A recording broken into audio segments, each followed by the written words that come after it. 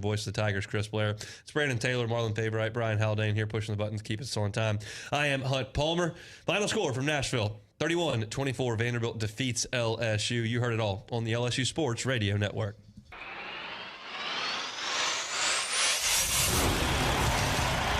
You've been listening to exclusive live coverage of LSU Fighting Tiger football on the LSU Sports Radio Network. Powered by People's Health. Gets free inside the 15, the 10, the 5, and carries a Commodore into the end zone. Touchdown, Fighting Tigers. LSU Fighting Tiger football. Proudly presented by Albertsons, Coca-Cola, Cox, Hancock Whitney, Louisiana Blue, McDonald's, and by Our Lady of the Lake Health. Nussmeier flips it to Durham. Durham off and running, far side 20, 15, 10, 5. Touchdown, Fighting Tigers. Hear the roar of LSU Fighting Tiger football. This is the LSU Sports Radio Network, powered by People's Health. LSU Fighting Tiger football on Eagle 98.1 is brought to you locally by Our Lady of the Lake, Bayou GMC, Rouse's, Gulf State Toyota, Neighbors Federal Credit Union, Service Chevrolet, Pipe and Steel Industrial Fabrication, Super Chevy Dealers, Rev, Sterling Automotive, Lewis Mechanical, Arco Power Systems, and Supreme Automotive Group. This is LSU Fighting Tiger football on Eagle 98.1, the Rock Station.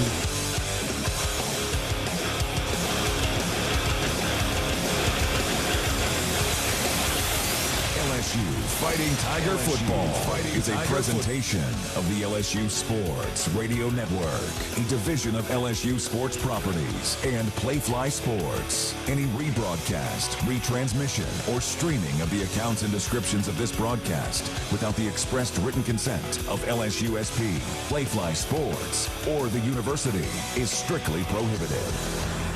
LSU Sports Radio Network, a division of LSU SP and Playfly Sports. Spencer Callahan is the one to see. Call 387-2323. LA 21-12681, offices in Baton Rouge. Eagle 98.1, WDGL and AC1 Baton Rouge. Eagle 98.1 Game Day is on the air. Presented by Super Chevy and Yingling. Your local Super Chevy dealers and Yingling Flight. It's time to talk LSU football on the flagship home of the Tigers. Call 225-499-9898. It's Eagle 98.1 Game Day. Now, live from Rouse's on Burbank, here's Charles Hanegrip and Richard Dixon. Diego Pavia puts on a show, and LSU's season teeters in the balance. Good afternoon, everybody, and welcome to Eagle 98.1 Game Day. I'm Charles Hanegrip, along with former Tiger Richard Dixon. LSU lost today 31-24 to fall to 5-2 on the season, and as bad as that was to lose up in Nashville to Vanderbilt, it just begins to tell a story of the disappointment of the LSU fan base today. I feel like, and we're going to do a little bit of big picture stuff here today, but we're going to do probably a lot more on just the game before we get going into the big picture stuff. But today felt like, from the very beginning of the week, like a watershed moment for this season for Brian Kelly, that with a win in Nashville today, you could come back home next week for a giant game with Texas A&M with a week off past that to get you into November. If you would have one loss going into November, you felt like, well, you had a mulligan to play with. Your chances of making the college football playoff would have been decent coming out of this game. They would have improved greatly if you had won a game next week at Tiger Stadium, which might have at some point included game day, or at the very least a sellout crowd and unlimited excitement for the game. But with a loss, it was going to leave your season on the verge of extinction. And despite the fact that Vanderbilt is certainly not the Vanderbilt of years past, it was still losing to Vanderbilt. And a lot of the confidence that people went into this season with was going to evaporate if you went on the road and lost to Ole Miss, who is better, and Vanderbilt, who is better. But by no means do you think that they should be better than LSU. Vanderbilt played smarter and tougher all day from the very beginning of this thing, the same way Ole Miss did to LSU 2 weeks ago. The Tigers got outplayed, and the Tigers got outcoached. And anybody who listened to this show over the years knows how much I hate it when, you got to say somebody was outcoached, because a lot of times it's somebody drops a pass, somebody misses an assignment, somebody does something. You're like, well, you weren't coached to do that. You just did it. No. When you make the same mistakes over and over again, when you have no answers for the questions that have been plaguing you all year, when you know what the other guy is going to do and you still can't do anything about it, no, you have been outcoached. You have gone into a game unprepared. What am I talking about? Well, one of the big problems with facing Vanderbilt is containing Diego Pavia and getting them off the field on third down. They talked about it all week. Keep them in some kind of down and distance is disadvantageous to them. And whatever you do, do not let Diego Pavia get on the perimeter and start to make plays. So what happened? On the very first drive, 2 third downs, including a 3rd and 8, LSU bust. Another 3rd down and 6 on the second drive, and they bust. And how many times did Pavia, who is a great college football player, okay? I want to give the kid all the credit in the world. He has done the impossible. He has gone into Vanderbilt and given that program hope. I didn't think that was possible in my lifetime. Diego Pavia gets all the props in the world. He is a great college football player. There ain't any doubt about that. But time and time again, you allowed him to escape. Time and time again, you had no idea about contain. How many times did Harold Perkins get sucked up inside on plays where Pavia just very simply rolls the other way? So you were trying to get off the field on third down. You couldn't do that. Vanderbilt had the ball 4 times in the first half. They scored 2 touchdowns and a field goal, and they were a 4th and short away from converting the third time. The other things, LSU in the red zone. This has been a problem from the very beginning of the season. And in the first half, you get a first down inside the 30, sack, incomplete. Next drive, you get to the Vandy 37, 1st and 10. LSU, they get a penalty, they get a 1-yard run, they get a missed field goal. 1st and 10 at the Vandy 34, -2, incomplete, field goal.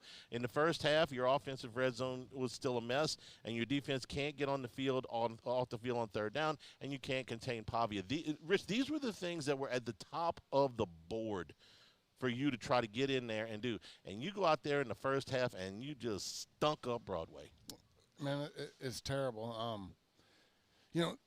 This is a Joe Sloan. This is a Brian Kelly. This is an offensive issue. And you started this and I'm just talking about the red zone problems.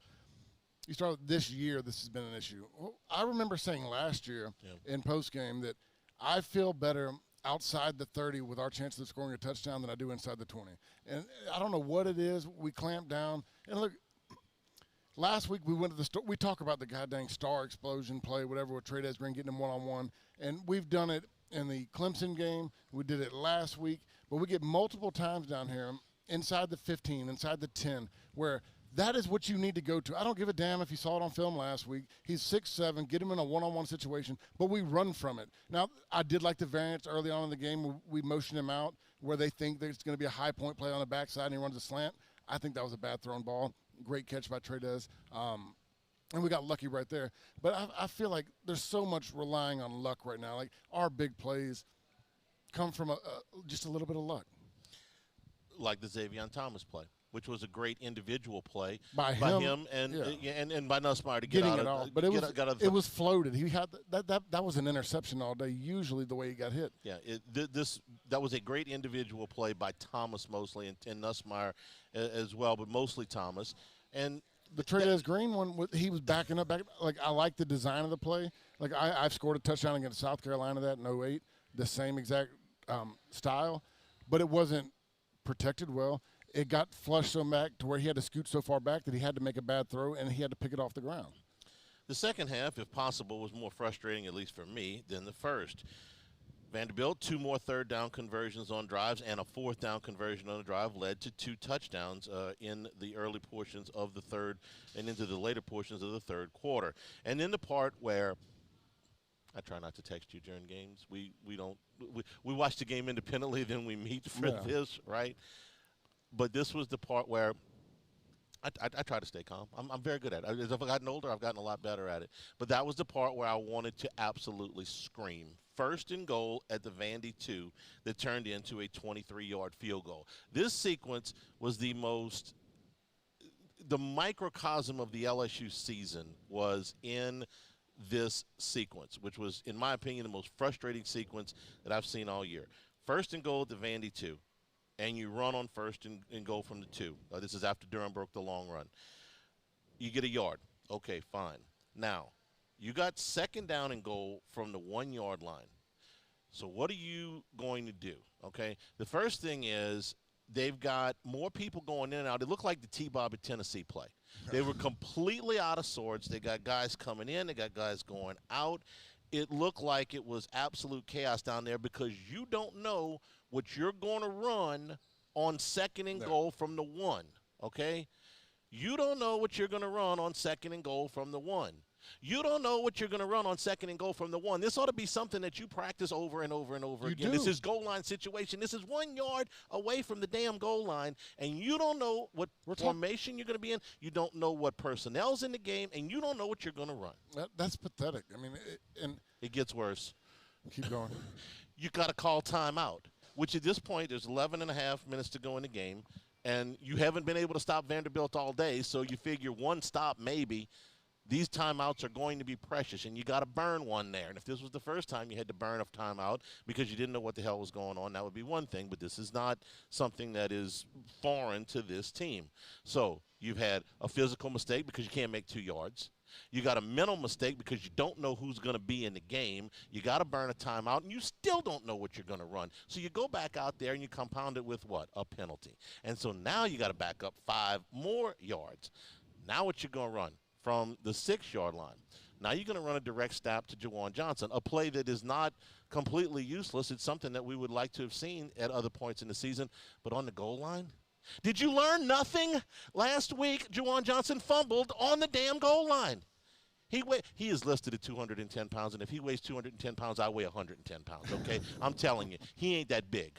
And this is the guy you're going to give the ball from the 6-yard line. You know where this I start with? Go ahead.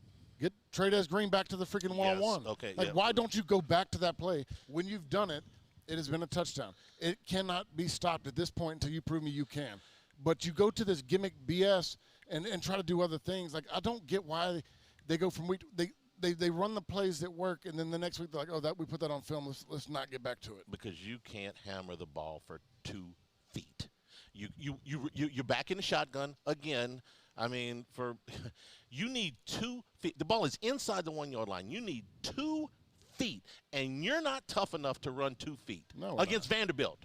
You're not tough enough to get 2 feet of real estate. You got to call timeout. You got to have a penalty. You got to run a gimmick play that didn't work last week, and you can't. It's all because you ain't tough enough to get 2 feet, and you're not smart enough to know what you're doing down there. Again, I'm not done. Now you got 3rd down, okay? Now you're finally going to try to get the ball to Trey Green, okay, who is covered because you've already run this play on the 2-point conversion. So you've already showed this, okay? And I'm not saying when something works you don't go back to it, but you got one shot here. So this turns into a 23-yard field goal. But still, you had an opportunity. The defense finally forces a punt.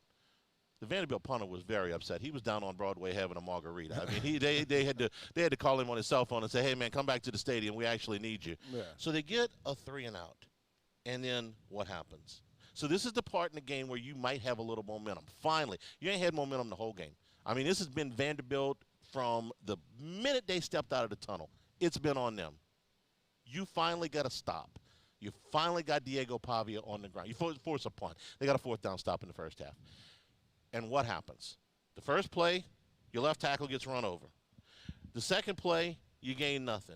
The third play, on a 3rd and 16, Nussmeier makes another unbelievable play to get out of trouble. He throws the ball down 16 yards. It's 3rd and 16 to Berrien Brown, and you get a holding penalty on the right tackle, who they still have not taught how to get out of his damn stance. It's week 7. He makes too much money.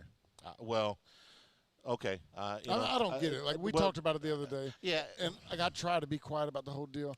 The most frustrating part of this deal, like, I've been positive about a lot of Brian Kelly stuff. There's things that needed to happen to this program. There's things that he needed to straighten up, and I thought he did a good job of it. But when you say the other day, and the post press conference, whatever it was, that, we know he's struggling, but we see the potential and we don't want to derail that, so we're going to go ahead and keep him in the game. You're telling me that he's not the best player now for that position, but you see potential, so we're just going to ride with him. Been nice long enough, okay? We saw the other kid against Ole Miss. He's better. Yeah. I mean, I don't like to do personnel decisions like that because, you want to defer to the coaches. They see it. He's better. I'm sorry. And I'll go back to that game where, look, he wasn't perfect either. No. But he's a freshman. No. I mean, 50% of the time, he didn't know what he was doing. Guess who that's on? The coaches. Yes. The other part of the time, when he knew what he was doing, he played his ass off, busted his tail, fired off, and finished people. Yeah, so you want to say that, well, this guy knows what he's doing most of the time but gets his butt whipped. This guy whips somebody's butt for the 40% of the time. He knows what he's doing. But that's on coaching. You got to coach that guy up. And the offensive line coaching up has been minimal at best, and that's been quite generous because there's experienced guys last year, inexperienced guys this year. They have not been coached up. They have not improved. The best offensive linemen on this team have been coached by somebody else. Amazingly, they got another stop. Okay, give the defense a little bit of credit there. At the end, they get another stop, and LSU gets the ball back. And what do they do on first down? They run a little spot pass that they've been running. Now, this is supposed to be an extension of the run game, and they've had a little bit of success with it. But the success has been – I'm watching Ole Miss run this play, okay? Ole Miss routinely makes 7 to 12 yards on this play. LSU's lucky if they get 4 because nobody blocks. No. And nobody blocked on this thing. So right out the chute, you got another shot at this, okay? Amazingly, you are still in this game where you have been bullied, like to use your word, okay? -4 because nobody blocks somebody on the perimeter on this play that's supposed to be a staple of your offense. A short catch, another short ball dropped, a punt, and then Vandy runs it out right down the heart of your defense. Buries you. And Pavia, at the end of the game, makes a smart play, okay? He could have run it in the end zone. They probably would have won. But if he falls down at the 2-yard line, there's no way they can lose. All they got to do is kneel the ball. If he runs it in, there's an outside chance, okay? There's a miracle, okay? You kick the ball, LSU, let's say Barry Brown takes it back for a touchdown. You get an onside kick, you get a miracle. But, I mean, a 0.1000001 chance. But if Pavia falls down because he's a smart player, chance is 0. And that's what happened there. This is one of the more frustrating games that I have watched because they don't play smart and they don't play tough, and everything that they said they wanted to do during the week, they did very little of. They never do. I mean, I feel like every week I watch a press conference for a BK excuse. And when you keep coming back to me like, well, we got the guys, we got the talent, we got the players, we just got to execute. They don't. You're telling on yourself every week when you do that, and you're telling on somebody because execution comes down to being coached. And you coach them to execute, and when you don't do it consistently, and I hear every time we lose a game, we don't execute, we didn't do this, we didn't do that. I mean, at some point, that's not on anybody else other than the guys that you put in place. Brian Kelly, after the game, had these remarks up after the 31-24 loss. Disappointing day, obviously. I just told our team. They have that. We had opportunities. We didn't cash in on. We didn't execute. Cash in from an offensive standpoint. We had 3 opportunities to score that were field goals. And look, our guys know we were playing a team that was going to make it very difficult for us to possess the football. We had 3 possessions in the first half, so it's like playing triple option, and we did not play well enough on either side of the ball to be the better team today. And Vanderbilt was the better team today because they executed at a higher level. So when you look at it in its totality, defensively not enough stops, and offensively, when we had an opportunity to score touchdowns, we had to kick field goals, and that was the difference in the game. I made a promise to the audience back in August. I routinely speak to groups in August, preseason, previews and stuff like that. And, of course, we do the show. And I said, okay, here's how the offseason set up. Brian Kelly said, we don't have a good enough roster. We need a bunch of money. We need to go out and put together a roster. Okay. They did that. We did multiple shows. Yeah. A lot of these guys are talented. Most of them are not contributing, at least the way you had hoped that they were. Some of them are. Delane is fantastic, okay, for instance, but you are not getting the return on the investment off that poor class. And when he said that, they gave him the money, they went out, they did this, and this was to make up for past recruiting deficiencies. I said, okay, here it is. He was brought in to make the playoffs, back when it was a 14 playoff, and now it's a 12-team playoff. Your excuses are done. So if with all this money and all these resources and everything you have asked for, the staff you want, the players you want, scheme you want, everything, stadium's full, money's in the bank, you got everything you want. If this doesn't work, it's on you. It ain't on the OC, it ain't on the DC, it ain't on the quarterback, it ain't on the athletic director, it's on you, boss. So you can own it, but this is nobody's fault except Brian Kelly's. You can say, oh, well, the offensive line is not playing well. The offensive line is not playing well because the offensive line coach is not coaching well, in my opinion, and the offensive line coach was hired by the head coach. All goes back to him. It's on him. When you talk about, I listened to the broadcast on the game, they're like, wow, they got youth, they got redshirt sophomores and, redshirt freshmen. Those are all guys that have been in college football for 2 or 3 years. Yeah. And those are 5-star guys, 4-star guys. You know what great offensive linemen do? They come in and they play their freshman year. I've seen it, especially this day and age. Your best ones were redshirt freshmen. They come in and dominate from redshirt freshmen because they were good. But these guys were getting here, and it's to the point where I don't know if it's – I can't say bad recruiting or bad evaluation because everybody else was high on these guys, but they're not developing. Yeah. They're not getting to the point to where they're redshirt freshmen and redshirt sophomores, and we're using the excuse that they're young. That crap doesn't play with me. Look, I played as a true freshman that it never blocked anybody.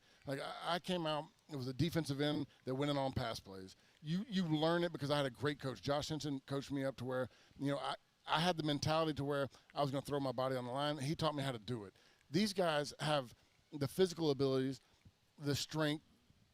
They have everything, but they're not coached well. They play high. They play soft. They lean back. I can't imagine a world of where, and I say this a million times, when you go back to the guys I play with, most of them weren't offensive linemen in high school. They were, Greg Stradraw was a hell of a coach. Stacey Searles was a hell of a coach. He took defensive linemen that never touched the field on offense. And we blocked guys and run for over 200 yards. We didn't get bullied, didn't get pushed back because we knew how to play with leverage. At this point, these guys look the part, but they can't play the part. You said soft. Soft's a good word.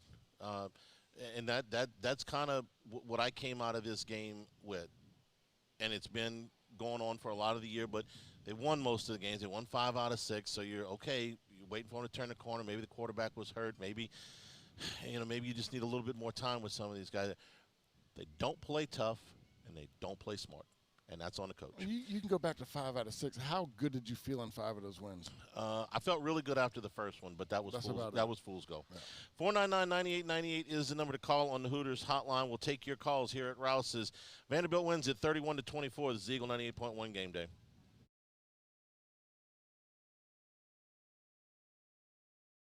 In South Louisiana, you can always count on good people coming together to help our children. At Dreams Come True, we grant wishes for Louisiana children with life-threatening illnesses. But to do this, we need funds. That's why we're trying to raise $100,000 for Dreams Come True by giving away the Blessed Builder School. Make your backyard's dream come true while helping our kids. Just go to dreampoolla.com and you can find out how your $25 donation might help win you a Duplessis pool. Parish Construction and Roofing. This is Coach Kim Mulkey. Go to parishbuilt.com for all of your roofing needs. From your hometown, parishbuilt.com. My father, J.B. Falgu, had a vision of growth for First American Bank and the communities we serve. The bank's foundation was built on his legacy of compassion, loyalty, and dedication. Through his years of leadership, First American has prospered to heights even J.B. could not have imagined. I know my father would be extremely proud of the customer service and financial stability that First American provides to Southeast Louisiana. We continue to thrive because of the legacy of J.B. Falgu.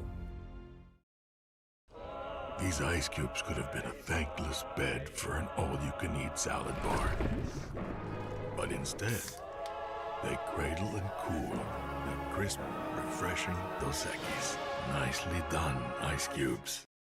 Baton Rouge's home for real rock. It's Eagle 98.1. Foo Fighters. Led Zeppelin. AC/DC. Pearl Jam. And the flagship home for LSU sports. Take us anywhere with the Eagle 98.1 app. Eagle 98.1 is the rock station.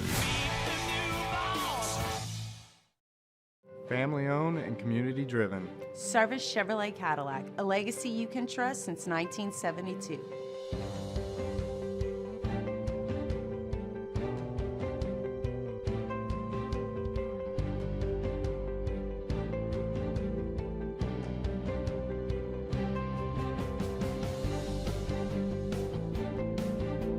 Service Chevrolet Cadillac, our family serving your family. For over 50 years.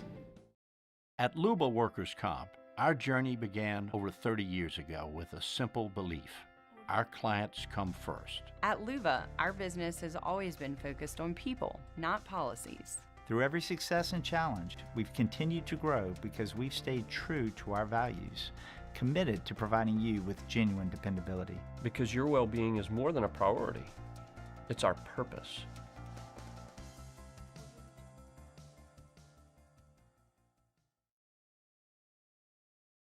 After a decade of working in private duty nursing, I know how hard it can be to find compassionate care for the ones that you love the most. So I started Decision Critical, a premier concierge nursing agency, so we can take care of you wherever you are. Our highly skilled nurses provide exceptional care from the comfort of your own home, with personalized packages for short-term, long-term, or even around-the-clock care. Visit us at decisioncriticalbr.com and give us a call today to get started. It's not just a game, it's a religion. You've got your team color, team swag, and now your very own website. LouisianaSports.net. Everything LSU, Saints, and Pelicans. Sports on demand. In-depth coverage by sports writing pros with continuously updated news. And with the LouisianaSports.net newsletter. 98.1.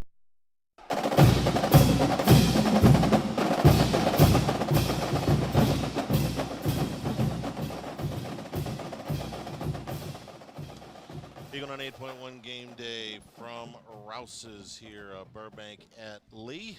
Let them cover your game day spread here at Rouse's. 499-9898 is the number on the Hooters hotline. All right, let's hear from you. Andrew is in Laplace to start things off. Andrew, welcome in the show. Got a few points, and I'll be quick.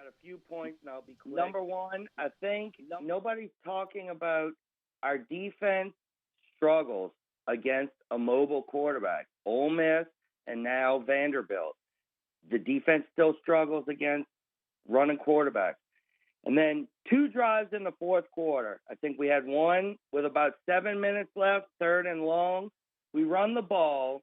We run clock off, and when you could have thrown it, worst case scenario, it's incomplete, and you save about 30, 40 seconds off the clock. And then it's inexcusable. 3 minutes left in the game, 4th down. I don't care where you are on the field. You have to go for it right there. We hadn't stopped them all game. You have to go for it right there and keep momentum to possibly, go down and win the game. And that's it. I think we gave up on that last drive. Thanks, guys. Thank you, Andrew. I appreciate it. As far as the mobile quarterbacks, Klubnik was a mobile quarterback. First of all, they're all mobile quarterbacks now. LSU's got the only quarterback that can't run. Clemson had a mobile quarterback. They did a decent job with him. Sellers can run at South Carolina. Believe me, they did a decent job against him. They haven't done a good job the last 2 weeks. So, the last 2 weeks, one with Sellers did a well job. I'm sorry, two weeks ago again. And Ole Miss, I don't think it was terrible. He extended plays, made some 3rd downs. And look, is mad. This was the worst defensive performance we've had all year long, but still, and go back to what he's talking about when it's the 4th and 8. We got to stop. The defense showed up at the end of the game. We got 2 crucial stops, got with Vanderbilt with a 4 and out and a 3 and out. Yeah. But that's when, look, I was upset with the defense just because I expected a bigger play from them. They got the stops with the gun to their head. Like, it's do or die now. It's over. The offense comes out, has 2 back-to-back 3 and outs for a total of negative 10 yards. I would have gone for it as well, right there. But at least I agree. But at least I understand the argument. Okay, give me a valid argument for punting there. The valid argument is that you actually had gotten 2 stops the previous 2 drives, and you had 2 timeouts plus a 2-minute warning. There is a scenario there that you can win the game. Okay, it's not what I would have done, but at least I understand it. Okay, you got to give me good faith reasoning for it. If they had not stopped them in the second half at all, I would have said no. You got to go for it, and I still would have gone for it. But at least I understand the reasoning. Yeah, I mean, I try to say. I don't know. I wouldn't have done. I would have gone for it. You get 2 drives at the end of the game, and you go 6 plays. Yeah, it didn't feel like they were going to get another stop. Jeff is in Baton Rouge on the Hooters hotline. Jeff, welcome in the show. Charlie, Rich, I don't want to waste a lot of time on praising y'all. I love you guys because y'all feel our emotions, the positive and negative. Charlie, last time we talked was in 2017 after we lost to Troy. That was an Ogeron game, and it was. I felt the frustration. We all feel the frustration. This is that moment. We all feel it. I don't know what we do to come back from this. I mean, I hate to say it feels like the beginning of the end. As fans, we're all frustrated. We're all mad. We're all drinking. What do we do? And so I'm trying to think up solutions here. I'm trying to be constructive. Do we add a dollar? Box combo tax to every Canes box? Like, what do we do here? I mean, we just watched us run a 3rd and 20 with 4 minutes to go, a draw. Why do you not throw the ball deep and hope for a pass interference, even if it's an interference? I mean, even if it's an interception, it's a punt. We're all frustrated. I know y'all feel it. I feel it. We all feel it. And, like, how do we fix this? That's what we all want to do. Clearly, the defense was the issue through 3.5 quarters tonight. But then, finally, when the defense gets 2 stops, the offense is exactly what we've seen.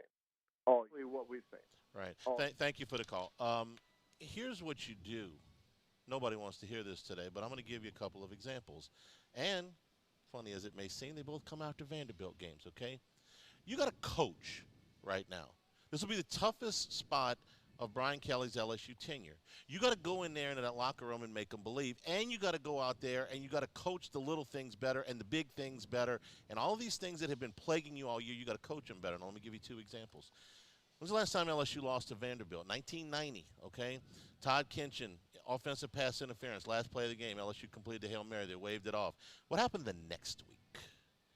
The next week, LSU beat a highly ranked Texas A&M team in Tiger Stadium. It was the game where Kinchin zigzagged all over the field. 1997, they went to Nashville. They beat Vanderbilt 7-6, got lucky, missed extra point, looked like garbage doing it, lost Cecil Collins for what ended up being the rest of his career in that game. And what happened the next week?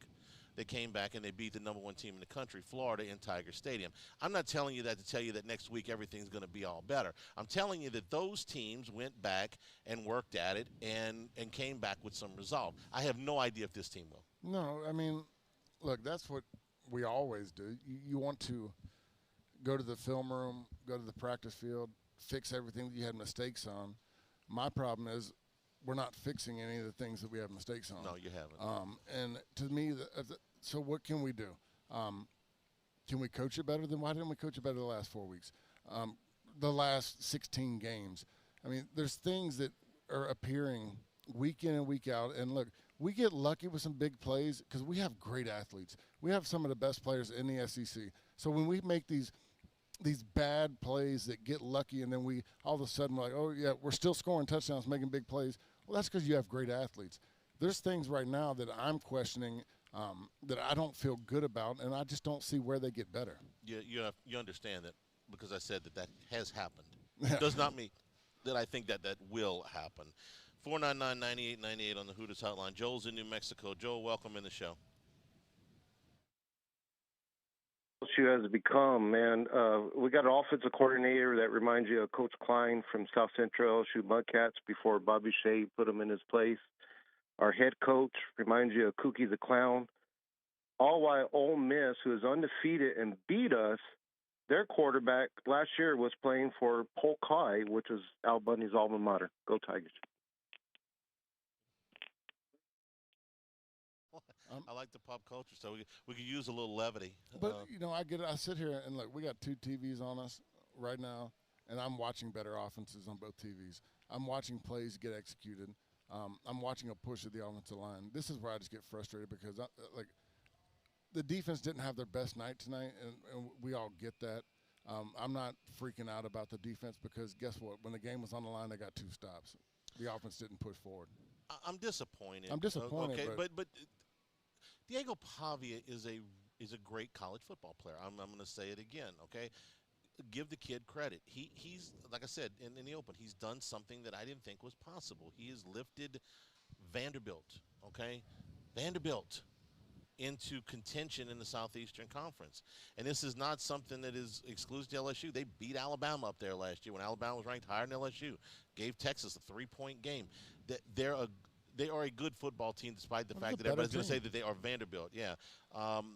That does not, resolve any of the disappointment that I've got, but that's a really good football player over there. The frustration to me is we 100% agree that Vanderbilt is a better football team than LSU this year. I watched it for the last few hours. They don't have better talent than LSU does. So that's where I get really frustrated. I mean, they don't have, 11.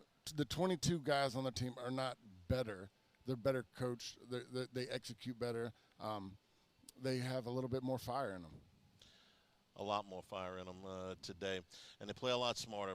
499-9898 is the number to call on the Hooters hotline. We'll take a break, be back with more. Vanderbilt wins at 31-24. Eagle 98.1 Game Day. Trust isn't given, it's earned by showing up, leading the way, and performing at your best when it matters most. Our Lady of the Lake sports medicine experts know what it takes to improve performance and build champions at every level. That's why LSU chose Our Lady of the Lake as its championship health partner, trusting Louisiana's best medical team to care for our state's best athletes. From championship athletes to everyday champions, trusted care starts here. I trust the lake. When it comes to choosing energy for your family and your home, make the smart choice with natural gas. You can count on efficient and affordable natural gas to keep you comfortable and reduce your environmental impact to help protect our planet. Together, we're fueling our energy future. Atmos Energy. When you can't rely on technology, you can rely on Mountain Cold Refreshment. Dave's back on. Coors Light. Choose chill. Raising Cane's is our victory meal. Football fans are some of the most dedicated fans in sports. It's a fundamental quality we share, and that fuels every single order of our hand-battered chicken fingers. Wherever there's football, there's Raising Cane's. One love. Let's go. Supreme Jasmine is premium American-grown rice. From local farms to your table, every grain is supreme. Pick up a bag of Jasmine or any other of our Supreme American rice. It's not just a game, it's a religion. You've got your team color, team swag, and now your very own website. LouisianaSports.net. Everything LSU, Saints, and Pelicans. Sports on demand. In-depth coverage by sports writing pros with continuously updated news. And with the LouisianaSports.net newsletter, you get pinged directly with top trending stories. Best of all, now and always, no paywall. It's free. LouisianaSports.net. Powered by 104.5 ESPN Baton Rouge. Your home for Louisiana sports. In South Louisiana, you can always count on good people coming together to help our children. At Dreams Come True, we grant wishes for Louisiana children with life-threatening illnesses. But to do this, we need funds. That's why we're trying to raise $100,000 for Dreams Come True by giving away the Blessed Builder School. Make your backyard's dream come true while helping our kids. Just go to dreampoolla.com and you can find out how your $25 donation might help win you a Duplessis pool. Every winner knows a great play starts with a solid game plan and the right team by your side. At Sunshine, we're here to keep your operation running strong. From tractors to harvesters, we've got the John Deere equipment you need to tackle every job with confidence. Because when the work's done right, there's more time for the things that matter, like cheering on your favorite team. Make Sunshine Quality Solutions part of your playbook this season and learn more about what it means to be powered by Sunshine at sunequip.com. Men, age is just a number. Don't let it dictate how you feel. Goodwood Men's Sexual Wellness has anti-aging services that can help you look and feel your best. Visit yourgoodwood.com and discover a renewed sense of vitality. BRAC teamed up to reimagine your parks, and you imagined big. With your help, we went to work creating 12 beautiful community parks across the parish. A family-sized water park, miles and miles of trails, and parks just for your dogs. There are more places to splash, to explore, to run wild, and even soar. You imagined, we delivered. Gold. BRAC, your #1 park system in the nation. Gulf Coast Bank and Trust is giving our customers the power to bank anywhere, anytime during this 98.1.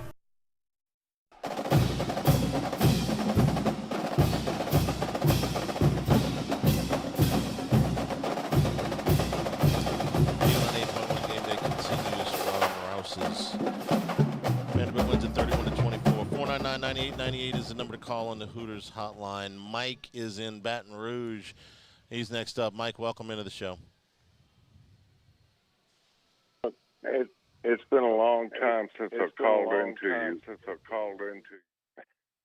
But I want to tell you, when Brian Kelly came to Baton Rouge, I wasn't sure about this at all.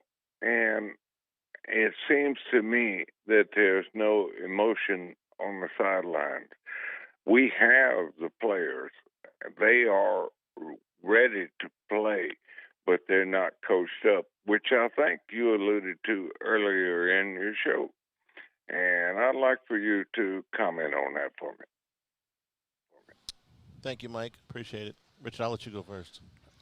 Yeah, I agree with you. I just got done saying that we have very talented players. We are a more talented team than Vanderbilt, but we just don't play with great technique. We don't play with the desire. Like, I don't want to be careful how I say it, because all these kids want to win. All these kids don't go out there and like, oh yeah, whatever happens, happens. I mean, they're busting their ass out there to win this game. But there's things that they're doing that they're not doing with great technique, which is coaching. You know, I remember the most miserable part of my practice ever was the first 30 minutes, because it was individual. And we had great coaches that were busting our butts, making sure we did everything right. We were hitting the dummies, hitting, practice guys, and we had to play with great technique before we could even get to individual. And these guys, time and time again, just play with poor technique, and, they just, I'm going to say execute, which bothers me more, because Brian Kelly in every press conference says, well, yeah, everything was good, we just didn't execute. Well, execution comes from busting your butt in practice and making sure you execute on every situation. You know what the biggest surprise to me about Kelly's tenure here has been, in regards to his coaching, is the lack of attention to detail. I really thought that was the thing, right? He was going to be the CEO. Everything was going to be buttoned up, okay? He was never looked at as a great recruiter, and the recruiting results have been mixed. The transfer portal, since he got here, has become a new animal with NIL. He was behind the curve on that, which also surprised me. But the biggest thing has been, I really thought, watching him at Notre Dame and at Cincinnati before that, was that this was a coach that understood the attention to detail. And I really am surprised that the number of timeouts they've had to burn, the number of times that they have been in the wrong formation, the number of times, how many times have you done it on the film study that we do? Your hat's on the wrong side. Yeah. Your first step is wrong, okay? Your first step is wrong in week 1. All right, bummer. Go back and fix it. Your first step is wrong in week 2.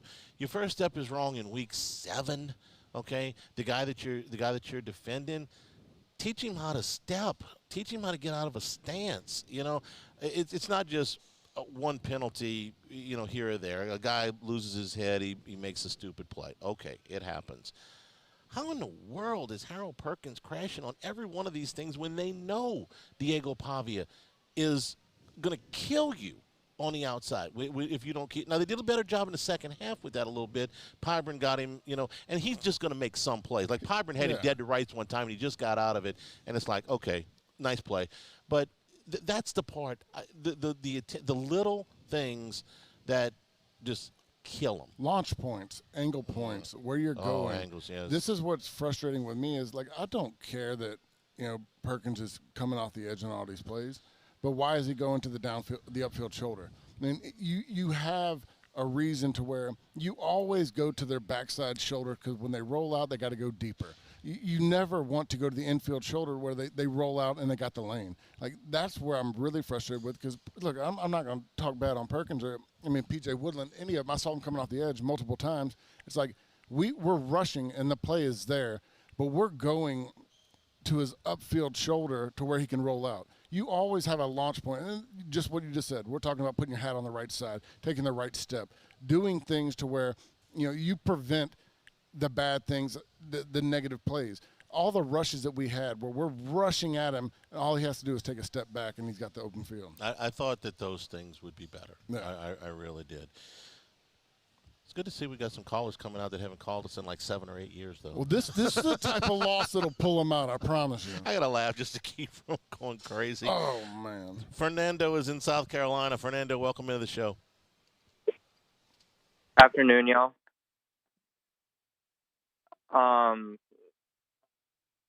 Just getting into the logistics. Sorry, I hear myself. I feel like with the tenure of Brian Kelly, we've kind of seen a bit, I guess, the lack of flair in recent years, and I just want to ask what y'all's opinion is concerning, like, the future. Would it be more of a Matt House situation of 23 in terms of offensive staff overturn, or will the Penn State firing of James Franklin set a precedent for next year? I'll hang up. Thank you. That's a great question. The Penn State situation, I think, it turned college football's hierarchies, a lot of these athletic departments, on their ear this week. And you won't see it publicly just yet, but what I mean by that is nobody expected Penn State to buy out James Franklin. What was the buyout? It was north of right at $50 million. Okay, even for a school as wealthy as Penn State, nobody expected them to do that. I mean, we had these conversations about Jimbo a couple of years ago with Texas A&M. That was 70, almost 80. It was like, I think it was 78. Even if you have all that money. I mean, it was a big bite for LSU to buy out Ed Ogeron the last time, and that was 17. We're watching Billy Napier in Florida in a dogfight with Mississippi State. He may lose his job tomorrow. That's 20. Up at Mike Norvell at Florida State. Okay, well, he's done after the season. It's $61 million there, and when the number gets high enough, you just go, man, that's just not doable. Okay, and then Penn State does this. And so now it's almost like, well, that guy was literally about 2 minutes away from the national championship game last year. Yeah. And 3 weeks ago, 15 days before he got fired, he was number 2 in the country and playing another top team in double overtime. And he got fired. And so now this becomes the expectation of other programs that are on the same level as Penn State, which LSU thinks that they are. And have been. In fact, they've been well north of Penn State for the last 25 years. Now, not the 25 years before that, but the last 25 years, they've been much better than Penn State, even though you guys lost in the mud in 2010. But anyway, I'm trying a little levity, a little. Well, but their expectation now is different. It's just like, well, come up with $50 million. Penn State did. I don't know if it's going to lead to a lot of – I mean, if you talk about some of the jobs that are on the line, Luke Fickell at Wisconsin, Norvell at Florida State, Hugh Freeze at Auburn, in addition to the ones at UCLA, Arkansas, Oklahoma State that have already been fired, Napier maybe tomorrow, and you go, wow, we're just throwing $50 million around now? You know who's doing a great job? Agents. Yeah, Jimmy Sexton's going to have a very nice Christmas every year he does. I heard somebody on the radio, it was national, talking about that Sexton has caused more deficits in college universities than anything else in the world. Whoever said that is not wrong. Yeah. The numbers have been But to me, ridiculous. So go back to this right now, and I think the Napier deal is kind of interesting. You said his buyout's $20 million? Yeah, it's at 21. Brian Kelly's is 60 right now? It's a little over 50. A little over 50? At 53 or something like that. It's start the same year. I mean, at some point, like, I'm all for people making their money and doing this, and I realize that to go get a good coach, you got to throw a good offer. But god dang, man, when you're getting to the point to where, like, I know all these guys have egos and want to win, but when you're getting the worst case scenario is I suck and you got to pay me $60 million to go somewhere else. Like, this is ridiculous. No, like, it's beyond ridiculous. I've wondered for a while when the ADs strike back, and they're all weak. They ain't gonna do it because their job's on the line. Yeah, their job's on the line. If you lose, the AD at Indiana, his name's blanking on me right now. He hires Kirk Cignetti. It ends up being the greatest hire in the history of the football program there. If somebody comes and hires him out from under them, the AD's in the crosshairs.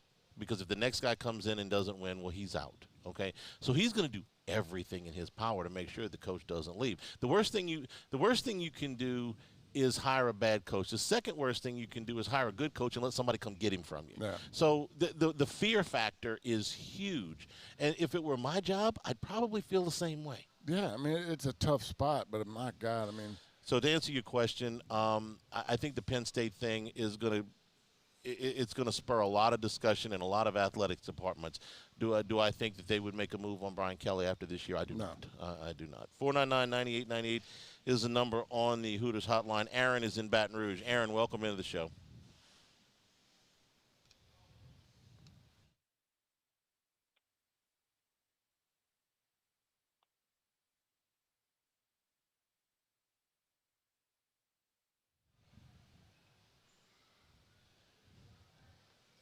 Sam?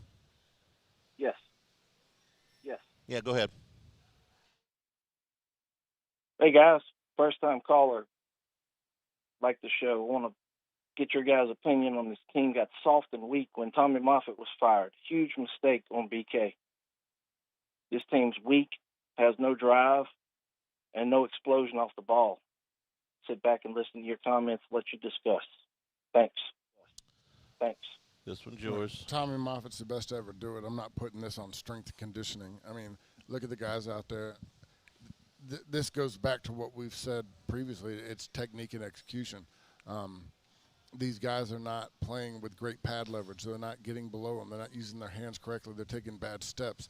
These are things that, you have to do to be successful. And time in and time out, we're just not doing it and getting beat, and it's usually by poor technique. I'm going to say something I don't mean to upset you, okay? I know Tommy Moffitt as well, not anywhere near as well as you do, but I know him, and had nothing but respect for the job that he did here, okay? And the job that he did at Miami before that, and the job that he's doing at A&M now. The guy is the absolute gold standard in the industry. I get it. But I always know when things have really gone south on a coach when they start getting into the strength and conditioning guy, because as good as Moffitt was, the weight room's still over there. They have access to every tool, okay, every piece of equipment, every piece of technology, every technique. They can hire whoever they want. And I think Tommy Moffitt was a great strength and conditioning coach. I really do. He's not the only one, okay? And they have access to everything that they need over there. And Jack Marucci's still running he's got a fancy title now, but Jack. Sports science director. Yeah, Jack's got as much insight into the technology of strength conditioning, rehab, monitoring the players, everything from heartbeats to, how much they run and all that. They've got everything over there. if I thought that this was a problem, if anybody thought that this was a problem, that they were not going to the weight room or using the right techniques or things like that, I think the results would be a lot worse. Well, techniques change. I mean, and you got to be on top of that. The Tommy Moffitt that coached me and that I trained under is not the Tommy Moffitt that trained my brother, who played 4 years after. Right. Things change. You know, the sports science world grows. You understand more. They get more information. They get more feedback.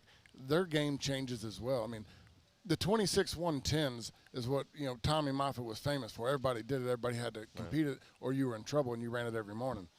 By the time the end of my brother years he was playing, you know, the sports science came in. He's like, why are we making offensive linemen run 110 yards? They don't need to do that. So their conditioning changed. You know, things change from year to year. I'm not putting this on strength and conditioning. This is strictly coaching and technique. And with all of that, Moffitt's great. Yeah, Moffitt's unbelievable. He kept up with everything, but I don't believe that they're He's been through the golden here. era to where he was with Miami when they were at their top. He was with LSU when they were at their top. Oh, by the way, I think Ole Miss's strength coach tutelage under Tommy Moffitt.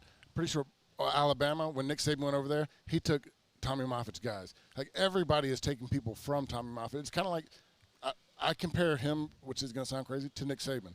Like, you talk about Kirby Smart, Lane Kiffin, all these other coaches that come from him. I promise you, you go look at, go do your deep dive and look into all these SEC strength and conditioning programs. Most of them tutelage under Tommy Moffitt. And isn't it, look, I understand all the techniques and all of the science and all the technology, and everybody's got access to all that stuff. At the end of the day, it doesn't a great strength and conditioning coach have a bond with the players? I was told from very beginning that fall in love with your strength and conditioning coach, not your coaches, because you're going to spend more time with them. They have you the entire offseason, which is a lot longer than the regular season. And they got you in the regular season, too. A lot of it is psychology. You know, how to motivate guys, how to get the best out of them, how to, you know, all of these things. I'm telling you this like you don't know. I'm repeating what you've told me over the years, what Hester's told me. They beat the softness out of you. I mean, like, we called day one de-recruitment day. And it was where I don't give a damn if you're a 5-star, 4-star, 3-star, you're going to earn it here. And you earn it, and you earn your respect when you get on campus by proving to Coach Moffitt that you were going to bust your ass and do everything possible to get there. Well, now I got to go back on what I said a minute ago, because if that's the deal, this team is soft. So is that on the strength? Maybe I've talked myself out of this here. See, I go possibly, but for me, it's when I go back and watch the film, I'm gonna say, hey, look, this play could have been good, but he stepped here. This play could have been good, but he put his head here. Yeah. And there's a lot of technique things that really irk me. And every time I watch the film, it's more technique problems than it is anything else. And when you get to the 2-foot line, and you got to call timeout, and then you get in the shotgun, and then you get a penalty, that's soft. Yeah. 499-9898 is the number to call on the Hooters hotline. We'll take a break. Here at Rouse's Eagle 98.1 Game Day. These are the luckiest ice cubes in the world. They could have been a thankless bed for an all-you-can-eat salad bar. But instead, they've been called upon to cradle and cool a crisp, refreshing Dos Equis. Looks like the lucky just got luckier. Dos Equis. Parish Construction and Roofing. This is Coach Kim Mulkey. Go to parishbuilt.com for all of your roofing needs. From your hometown, parishbuilt.com. Need security services you can count on? With Veteran Security Services, you're always protected. Locally owned and proudly serving the Gulf Coast, they're not some big national firm chasing profits. They're neighbors protecting neighbors. From petrochemical plants and healthcare facilities to port and maritime operations, Veteran Security delivers reliable protection you can trust. Choose community. Choose confidence. Choose Veteran Security Services. Visit veteransecurityfirm.com. We typically think of stress as being bad for us. At Our Lady of the Lake and LSU, we are researching how certain types of stress, such as exercise, can be good for our immune health. By studying people under extreme stress, such as athletes, astronauts, service members, and first responders, we're learning how to improve the immune health of everyone. That's the power of research. That's the impact of champions. Together, we roar. Hi, this is Beth Serena. Welcome to my pool.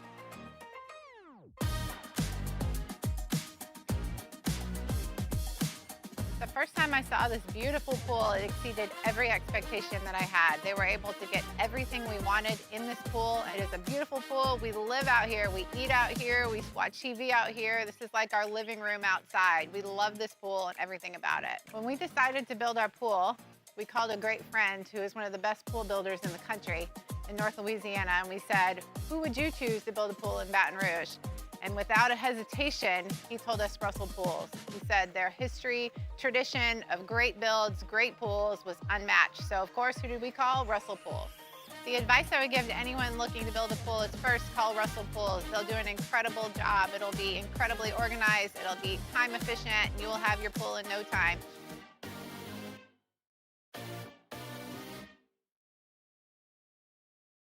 Flight by Yingling is raising the bar by crafting the next generation of light beer. With only 2.6 carbs and 95 calories, this is premium refreshment 6 generations in the making. Flight by Yingling. Raise the bar.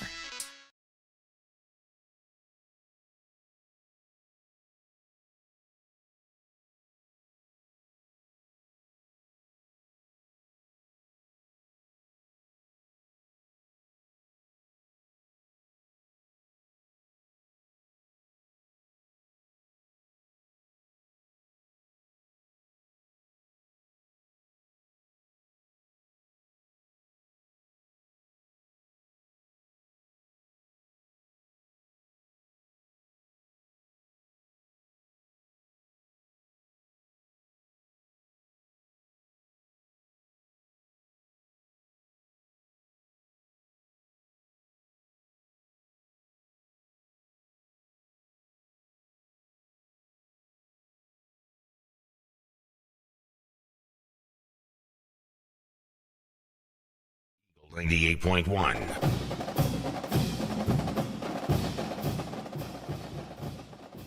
Eagle 98.1 game day continues from Rouse's. Vanderbilt wins it by a score of 31-24. 499-9898 is the number to call. And we go to Jimmy on the west side on the Hooters hotline. Jimmy, welcome into the show. Hey, thank you. I'm going to be quick. First to the point, what y'all said before y'all started taking calls, I agree with pretty much everything except one thing, Jimmy. You said that, the O-line play was bad. It was. And you said that was on the head coach. That's his guy. Absolutely right. And then you said, he asked for money, asked for this. That's not on the AD. It's not. This is on the AD as well. This is his guy, the head coach. And if he gets let go this year or next year, I didn't do the math, maybe the year after, he will own the top 2 buyouts in college football history. Second off, it's a question I'm going to hang up after this to listen. I never understood this, and maybe y'all can enlighten me. I'm the AD at LSU. I just let Ed Ogeron go. I have to hire an AD. Tell me on what Brian Kelly ever did to deserve 10 years, $100 million to come to LSU, because that 10 years truly handcuffs us on if he produces or not. If he doesn't produce, we're handcuffed for a while. Thank you, guys. Y'all have a great night. Thank you very much for the call, and it's good questions. Great point. Let me say this about Scott Woodward. Yeah, he would if they did have to buy him out. That's 2 big bites. He gave Scott Jimbo Fisher the big contract. It wasn't the initial one. The first one I understood. Okay, they had to get him out of Florida State, and he had won a national championship there, and he was in pretty good shape. Winston was leaving, but to get him out of there, you had to offer him more. Okay, I would have balked at the extension, and the extension was put together largely because they were worried that LSU was going to come get him. And so they gave him the extension. Yeah. The extensions are the ones that I think are just as damaging, if not more. I didn't understand why Oklahoma gave Brent Venables an extension last year after 2 wildly mediocre seasons. So the initial contract was hefty. But to get him out of Notre Dame, you were going to have to do that. I would have rather given him more money for less years to keep you. But the other coach that they wanted was Lincoln Riley, regardless of what they say, and he's making $11 million a year if you believe it's a private school, so everything's not public record. But the word is that he's got about $11 million at SC. Well, that was the next guy. Well, you want to go further down the line. This is what it costs to get somebody out of a school like Notre Dame. He was the winningest coach in the history. He'd won more games than anybody at Notre Dame, but he hadn't won the big one. No. Okay, so should they have done it? It's like anything else. If he wins a championship, it's worth it, and if he doesn't, it's not. But if you wanted to get a coach like Brian Kelly, that's probably you were going to have to pay him in the $10 million a year range. By the way, his average salary keeps falling down the list. You know, Signetti went, I think, just ahead of him this week. I think he's down now right at the back end of the top 10. Lane Kiffin's name gets brought up all the time. Lane Kiffin's making $9 million. So that's what it costs per year. But, yeah, the amount that it costs you on the back end if you fire the guy, and it's all one-sided, has always driven me crazy. We just got done talking about this. I mean, this is, to me, the biggest problem with college football is that the agents own these universities. Yeah. They're going to get whatever they want. They're going to get paid. They're getting 3% off of it at minimum. At some point, somebody's got to stick up. Like what you said, you have to pay somebody something ridiculous to get them to leave, and then they're going to want that buyout. And the buyout, to me, is what kills everybody. And I don't know. Everybody can sit here and say it's ego-driven, blah, blah, blah. There's not very many Nick Sabans out there. There's not very many of those top elite guys that are going to wake up every day with the same motivation, the same drive. I think at some point when these guys are saying worst case scenario, these guys got to pay me $50-60 million, it gets tough. You don't have to do it that way. I've been a part of half a dozen coaching searches here, okay? Every time it comes up, you got to have the guy with the perfect resume. You want to go cheaper than this, you can go cheaper than this, but you're taking a chance. You got to trust that the guy that's making the evaluation, and it's not that big programs don't take chances on guys that they don't have to pay a whole bunch of money. For instance, Ohio State, gold standard, right? Okay, at least out of the Big Ten. Mm-hmm. Well, who's the last three guys that they've hired? Okay, Ryan Day was an assistant. Urban Meyer, they made the big splash hire. And before that, it was Jim Tressel.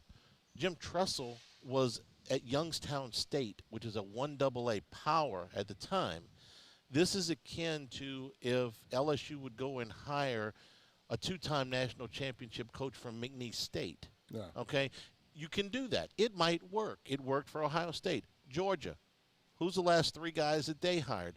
Well, they hired Kirby Smart. He was an assistant. They hired Mark Richt. He was an assistant. And they won, Kirby's won two national championships. You can do it that Oklahoma, okay? Lincoln Riley was an assistant. Bob Stoops was an assistant. Brent Venables was an assistant. We're not talking about small programs here. We're talking about Ohio State, Georgia, Oklahoma. But because in 1986, LSU hired Mike Archer, who was an assistant coach on staff at the time, and that didn't work out, every time we have a coaching search around here, Archer's name gets brought up and says, you can't hire an assistant, which is short-sighted. Yeah. You can look. But if you hire the guy, then he better work out. Anybody better work out. You hire the guy, you're going to get some pushback. Well, you should go out. You should do like the big programs. All the big programs don't do that. No, and look, let's talk about – I'm not saying that it worked out for Florida, but what did we have it down to? It was Billy Napier and Brian Kelly. That was the last two people we're talking about. Well, I think Lincoln Riley was in the discussion, well, but he wanted to go he wanted to go somewhere else. Yeah. After he was gone, it was down to those two. Okay, so it hasn't really worked out at Florida the way, but guess what? They got a $20 million buyout situation. We're in a $50 million buyout situation. Yeah, and Brian Kelly had, at the time, the best resume of any coach that had ever come to work here, okay? I mean, his resume was superior to Nick Saban's when Saban took the job here. I know how it turned out after that, but going in, Kelly's resume was superior to him. It was superior to Arnsparger's. And Arnsparger was a genius, okay? But he hadn't been a head coach for very long. He'd done a short stint in the NFL with the Giants, but he had not been a college head coach. Kelly's resume was as good as it got for what you could hire, okay? And right now, you know, it's not is not working out the way that they thought it would, because they brought him in. They didn't bring him in here to win 9 or 10 games a year. They brought him in here to make the playoffs and run the championships, and that hasn't happened outside of the first year. That's it. I mean, he was brought here to do one thing, and we're in year 4, and we're still making excuses. 499-9898 is the number on the Hooters hotline. Ron is in New Iberia. Ron, welcome in the show. Thanks for taking the call, guys. I have more of a comment to go back what you guys were saying a little bit earlier. I remember 2010 we went up to Auburn, got beat pretty good with a good Cam Newton, and came back a week after where we had a bye week and beat Alabama in Baton Rouge. And my comment goes to that was a certain toughness that team had, because I think we had a tough coach with Les Miles. And I got to agree with you guys. I think we missed a certain amount of toughness. Not basically physically tough, just a toughness about us. And I listened to you guys earlier, and I could agree with that.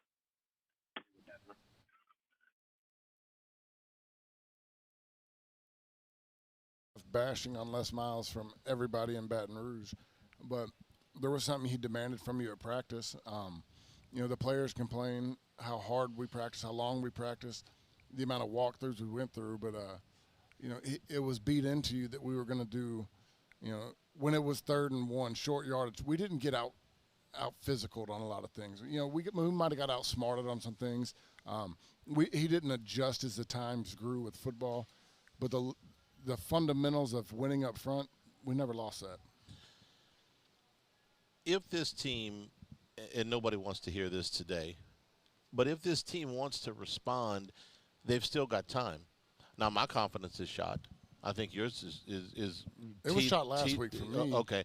And everybody that's listening to us right now cares enough that they're going to root for LSU no matter what, but their confidence is shaken right now. Or in some cases, Jimmy asked me on the show this week, he says, what happens if, hypothetically, that's what we do in talk radio, hypothetically, if Penn State offered Brian Kelly the job and he took it, what percentage of the fan base would be angry, and what percentage of the fan base would be happy or relieved? Okay, and I gave him a number on Monday or Tuesday of this week. He asked me the same question Friday, so I want to hear what you say.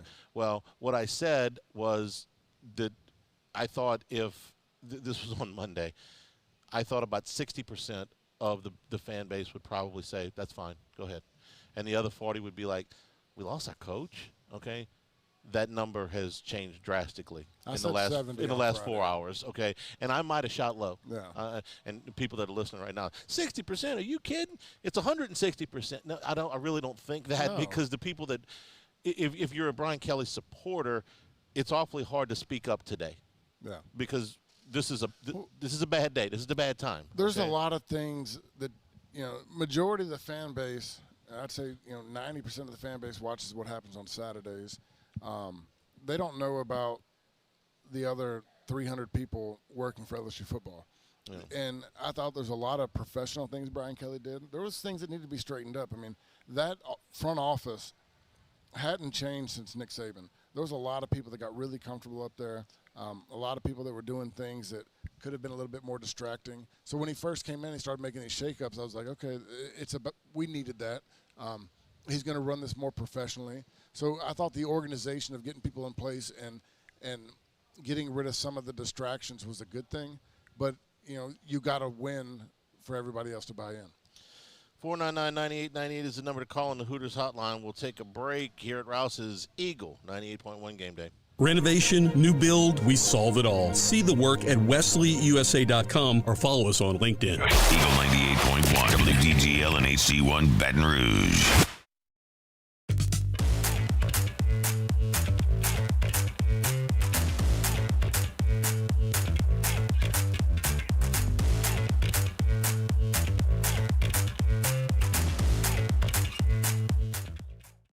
When it comes to choosing energy for your family and your home, make the smart choice with natural gas. You can count on efficient and affordable natural gas to keep you comfortable and reduce your environmental impact to help protect our planet. Together, we're fueling our energy future. Atmos Energy. Mornings with Brian Haldane is the only live and local talk show in the capital city. Get the news from the newsmakers, along with traffic and weather updates throughout the morning. The conversation starts weekday mornings at 6 on Talk 107.3. At Luba Workers' Comp, our journey began over 30 years ago with a simple belief. Our clients come first. At Luba, our business has always been focused on people, not policies. Through every success and challenge, we've continued to grow because we've stayed true to our values, committed to providing you with genuine dependability. Because your well-being is more than a priority. It's our purpose.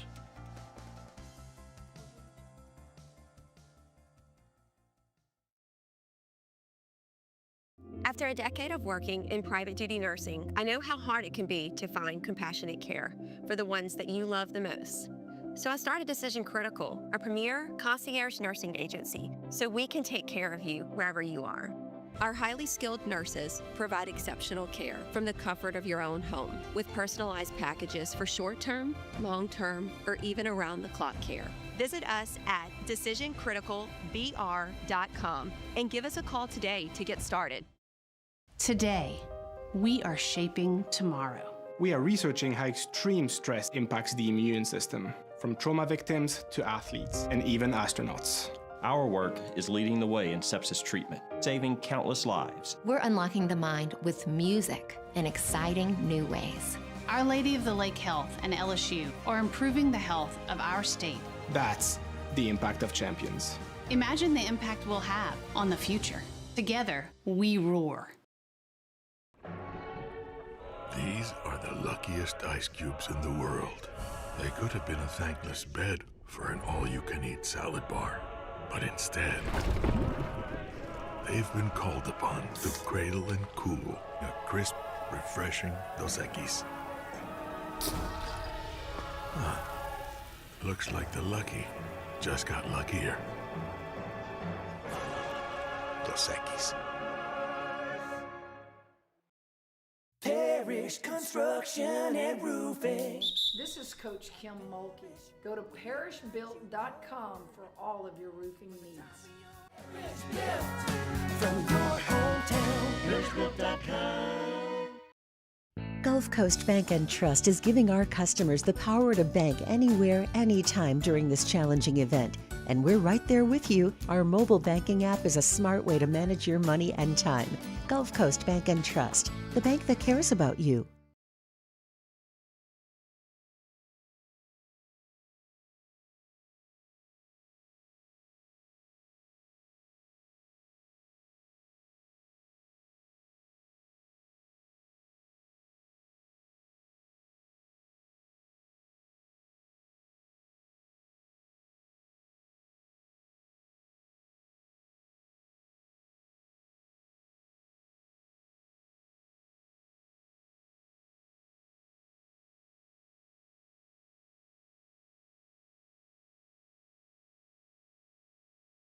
Eagle 98.1.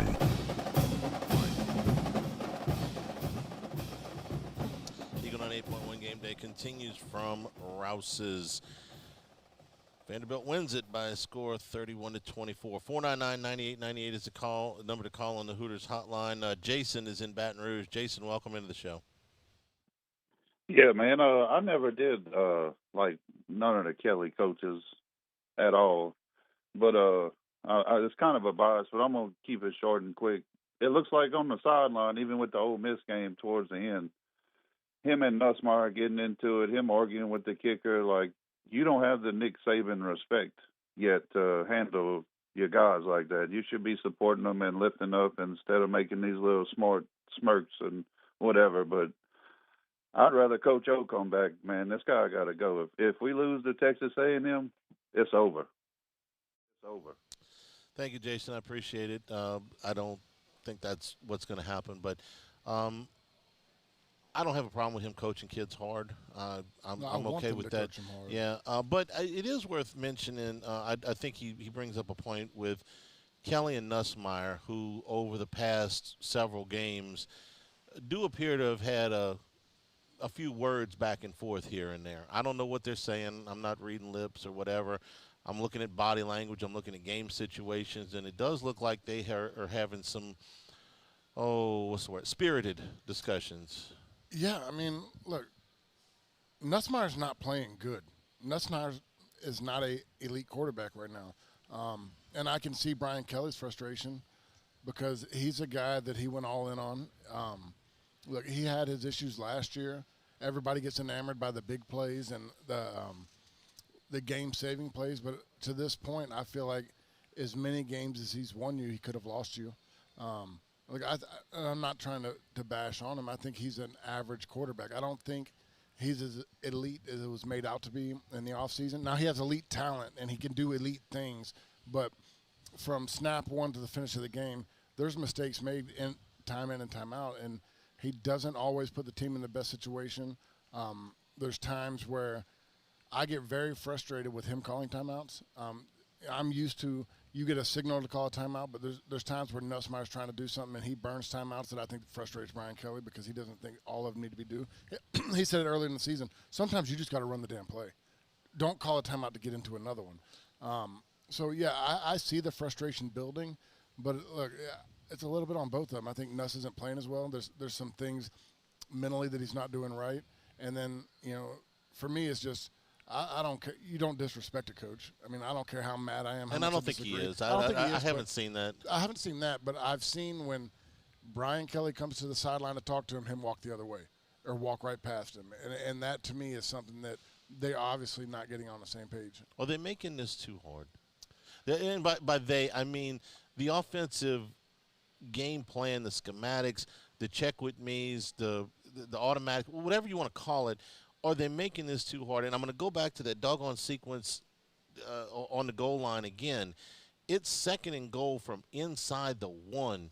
Do we really have to go wholesale substitutions here? Do we really have to go check with me? Or can you just line up and run the damn play for 2 feet? I think it's a little bit of both. I think sometimes Nussmeier's not willing to run the play. I think he overthinks a lot of things to where he's trying to get into the perfect play instead of just running the play that was called. And then there's other times where I think, like they've given him too many options to where, he's trying to get in and out of it, and then they make a mistake and they got to burn a timeout. There's too many moving parts. I mean, sometimes what you just said, get up and run the damn ball. You weren't on the T-Bob Tennessee team, No. right? You were going, but you were only a year out. Right? Yeah, that was my. They run the same offense. They were running the whole deal. Yeah. You've seen that sequence how many times? Hundreds, Yeah. probably. Okay. What did you think of that? Because that's the first thing I thought of when I saw them doing that inside the 1 yard. And the clock wasn't running out on them like it was against Tennessee. But the first thing I'm thinking is, man, really, you're doing all this and you're putting yourself in position in a shotgun to lose yardage. You're putting yourself in position with substitutions to get a penalty, and they did both. Yeah.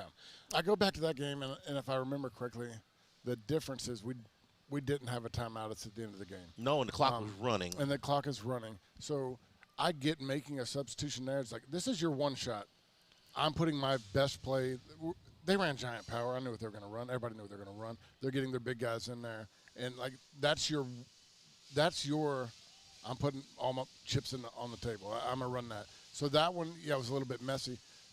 Now it's you're just talking like, about the Tennessee game? Or the Tennessee game is what you're going back to. Okay. Like I can justify a little bit of substitution there because there's no timeouts into the game. You got one shot at this. But in these times, I'm like, man, just run a play. I mean, but what it all stems from is nobody's confident in anything that's calling. I'm not confident when I get up there. I want to change and call a timeout. I'm not confident about the personnel that's in there. I want to move different personnel. There's a confidence issue. I'd have felt better if they would have put the jumbo personnel in there and just run straight ahead. But no, they didn't do that. They put in I'm doing this without looking, but they were back in the gun. They direct snapped the ball to Juwan Johnson, who fumbled on the goal line last week, and you're in the shotgun. You give yourself an opportunity to lose yards. You give yourself an opportunity with all these substitutions to get a penalty. You did both. If they would have brought jumbo package in there and just said, man, we're coming at you and we're going to get 2 feet, I'd have felt better about it. I didn't feel good about this at all. They should have put the jumbo package in there and explode the star and put Trey Davis Green one-on-one again. I'd have been okay with that too. I'd have been okay with a quarterback sneak. Yeah. 499-9898 is the number to call. Turner is in Baton Rouge on the Hooters hotline. Turner, welcome to the show. Hey guys, long time LSU fan. We have eight season tickets amongst our whole family, and one of my biggest problems is this is not entertaining with Brian Kelly. Les Miles it ran its course, but at least he was entertaining, and Brian Kelly is not a product you want to watch on the field. Rich, this is an interesting question to me because I'm watching the game. This is my job, okay? And I'm frustrated. I'm like, this is not enjoyable to watch. It's not. It feels off. I can't put my exact finger on it. I mean, I can tell you some of the football things that are wrong. We've been doing that, since the beginning of the season. But no, this doesn't feel fun. No. This feels like work. I'm talking about for the players and for the fans. This feels like work. It feels like when you win, you're relieved that there's not a lot of joy, to use that word. Yeah. He's right.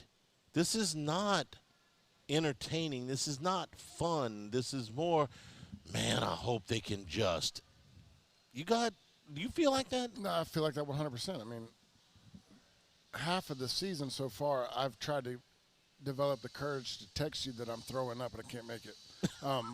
So when I watch these games, Don't you leave me. I get so frustrated. But I agree with you. I mean, there's not like our relieving win was what, Southeastern? Okay, that's the only time you felt comfortable, and that's when I get frustrated at Which the little doesn't even things. count, Yeah, no, because I'm more mad at the little things in those games, watching them. We haven't scored more than 24 points in any other game outside of that. Winning these games is relieving, and I don't feel like anybody feels like they dominated, that they're the better team. I feel like they're relieved every time they win a game. And there's some contradictory information here. I don't respond to texts during the game, but I get them. And a very, very good friend of mine. He doesn't ever text me during the games, okay? This guy knows football in and out, known him all my life. And he sent me a text in the third quarter. This is probably the only text he sent me in 3 years, okay, or more, watching football games. He said, I hate this team. Yeah. Okay? For this guy, you'd have to know him. Yeah. This is not – he said, I hate this team.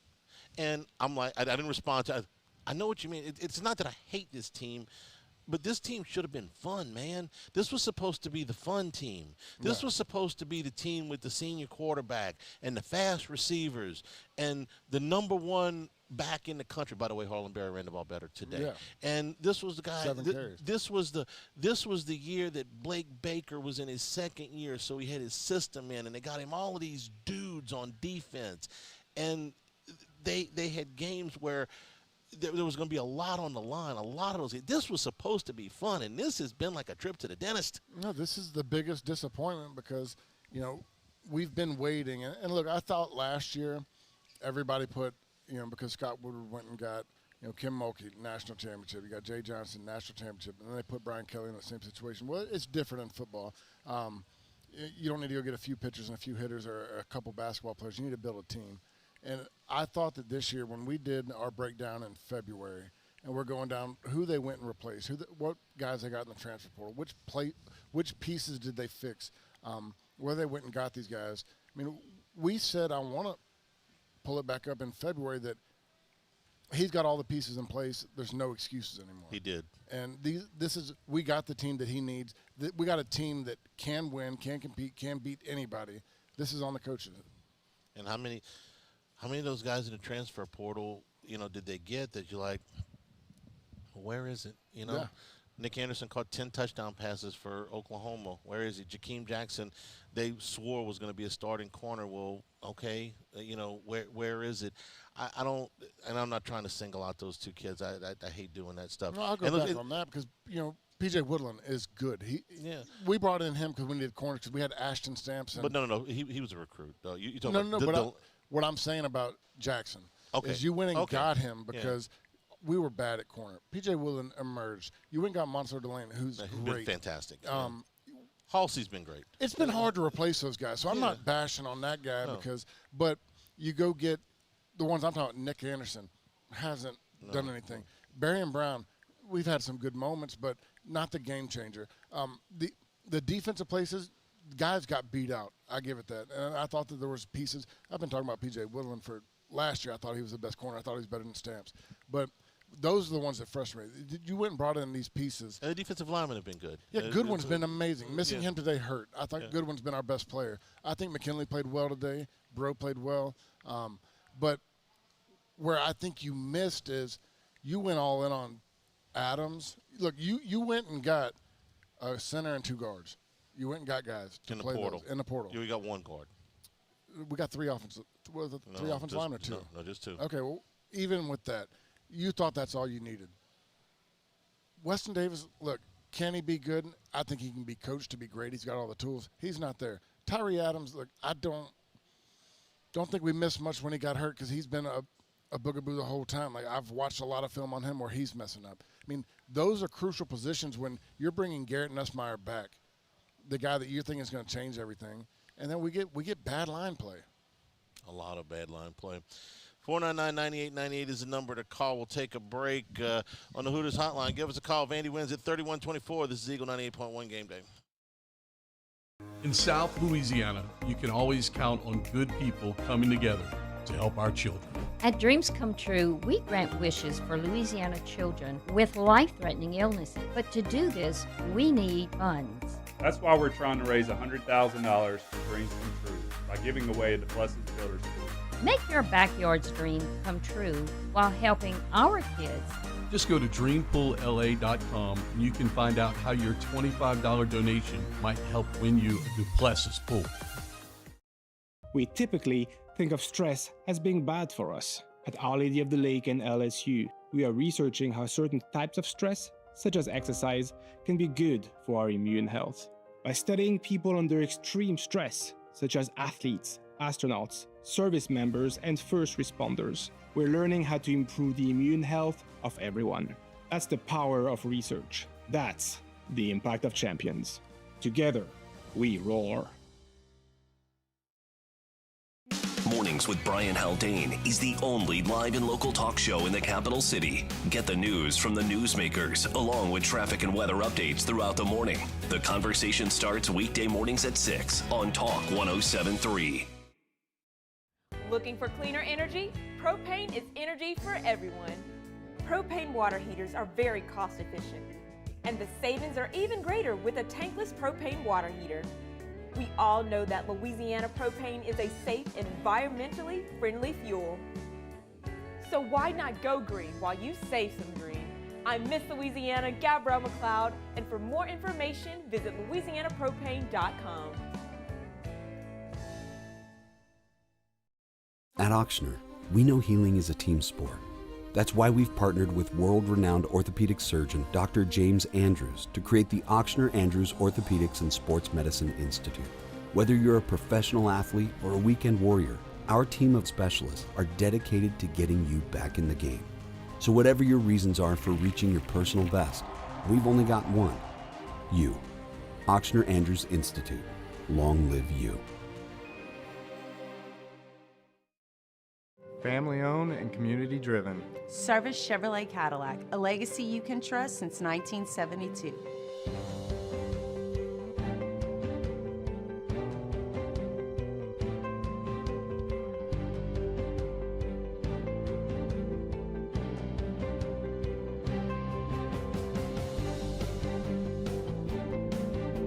Service Chevrolet Cadillac, our family serving your family. For over 50 years.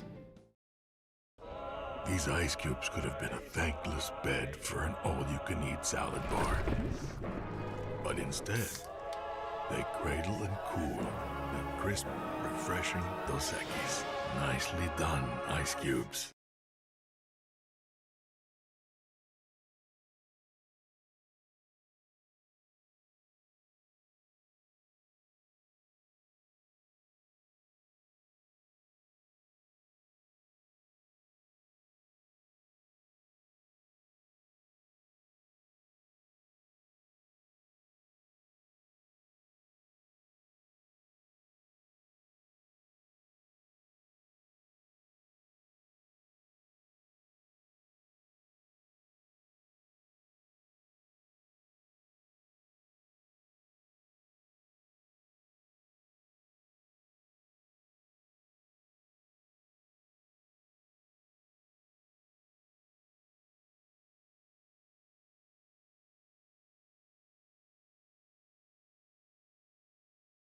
98.1.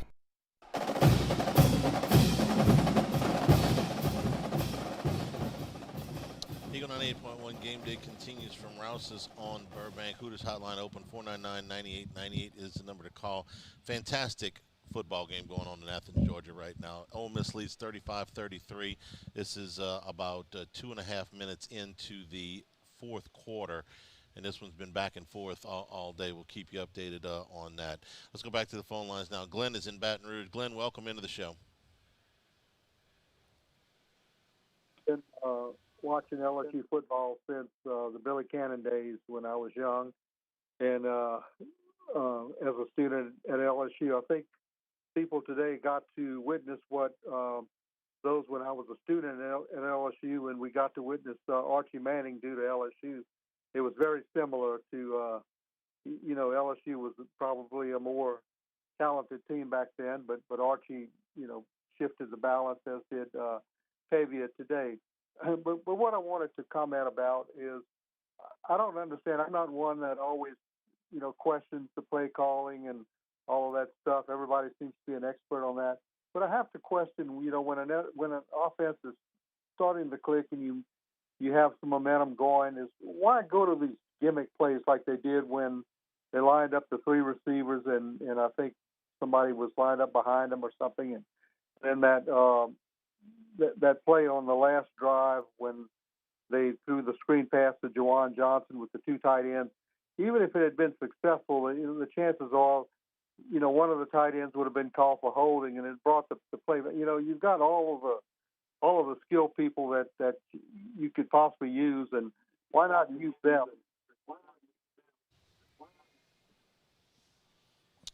Okay, we got. I think we lost you there, but we got what we needed. I'm going to go to a word you've used from the very beginning of the season, which is rhythm. They don't, or momentum, if you prefer. They don't ever get into a rhythm on offense. It was like you said, they can never get hot. Yeah, because and explain what you mean by that. Usually, I always talk about like a 3-point shooter, a big shooter in a basketball game. Sometimes when shots start falling, you're just hot. You feel good. You feel like everything you're going to throw out there is going in the bucket. I feel like Joe Sloan never gets hot. There's never where he gets in there and he's like play after play after play. Like I'm just in a rhythm. I'm rolling. Great situation, feeling good, and we're moving down the field. I just feel like we always stutter. And to his point about the gimmick plays where you're doing that, to me, that's the first sign of my bread and butter ain't good enough.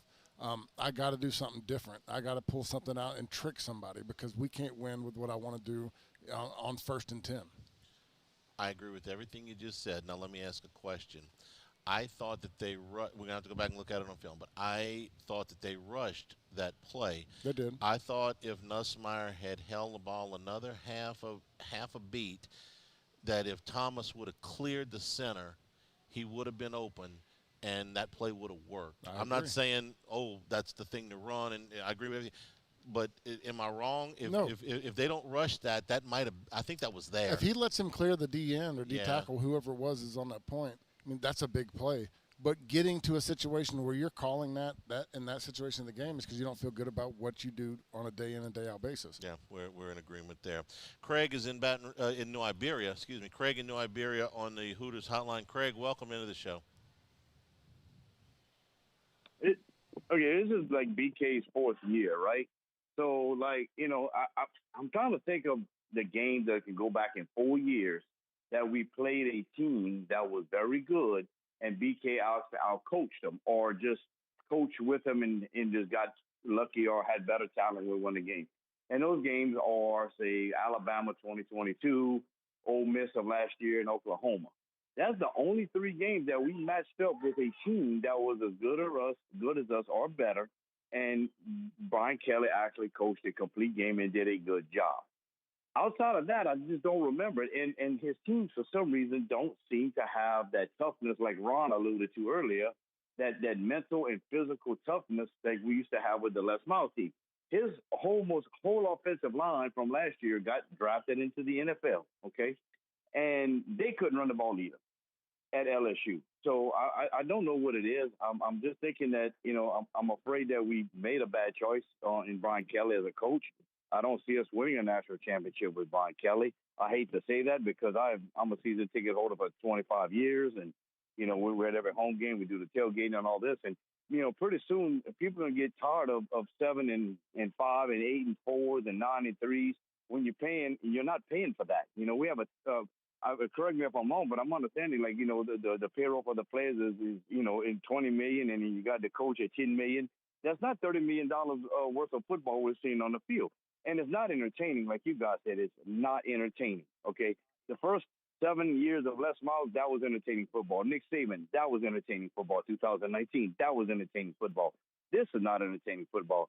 This is frustrating and taking years off my life. I'm going to hang up and listen to you. Thank you, Craig, for the call. I'm going to agree with him and disagree with him at the same time. I'm going to point to several games that have been kind of what that LSU has come out on top of. They played an Arkansas team that they beat 34-31. They played a Missouri team on the road. They beat 49-39. They played a Florida team that was decent, that they beat 52-35, and they played a Texas A&M team they beat 42-30. All those games were in 2023. Those were all what games. LSU won them all, but they won them because Jaden Daniels was fun to watch, man.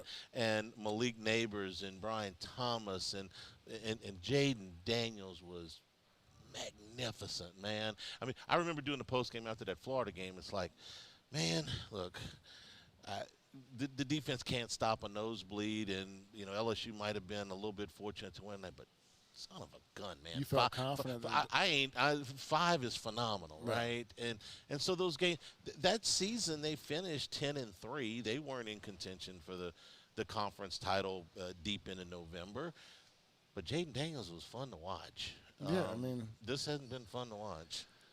Look, Jaden Daniels skews a lot of everything when you talk about stats in the Brian Kelly era. He does. But he was spectacular. He's a guy that, look, he's doing it at the NFL.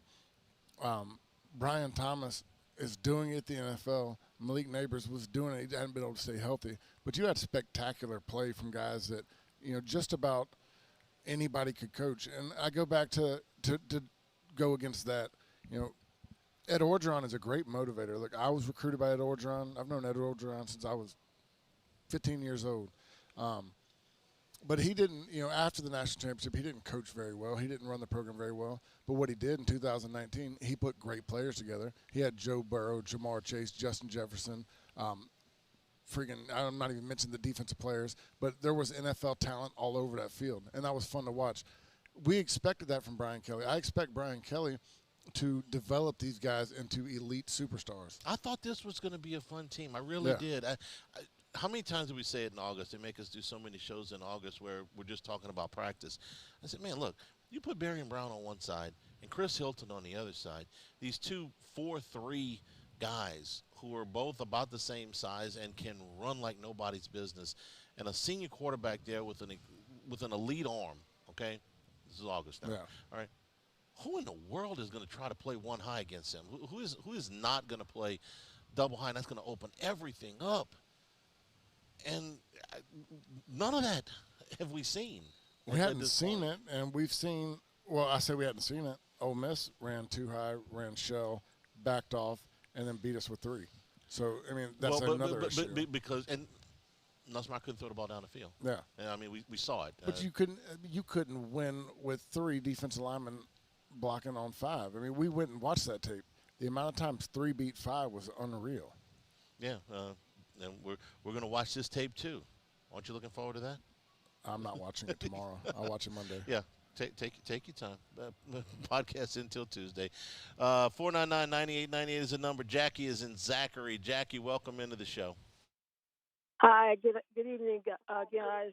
I have a question for Mr. Richard in particular.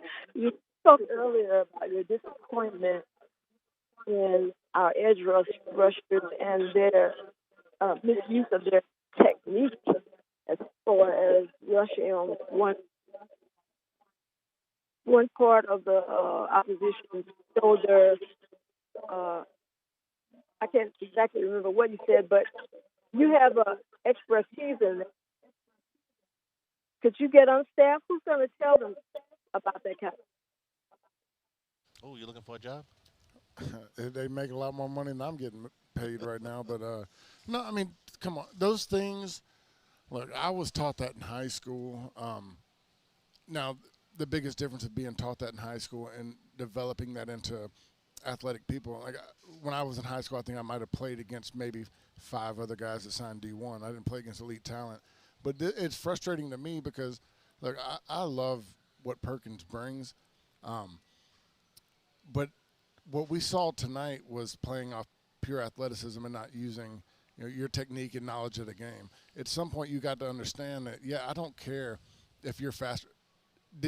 Pavia out-athleticized him on a few plays because he took bad angles, bad technique. You got to understand that when you're playing guys who can move, and there's a reason why we put cones out on the field at practice and you rush to this angle.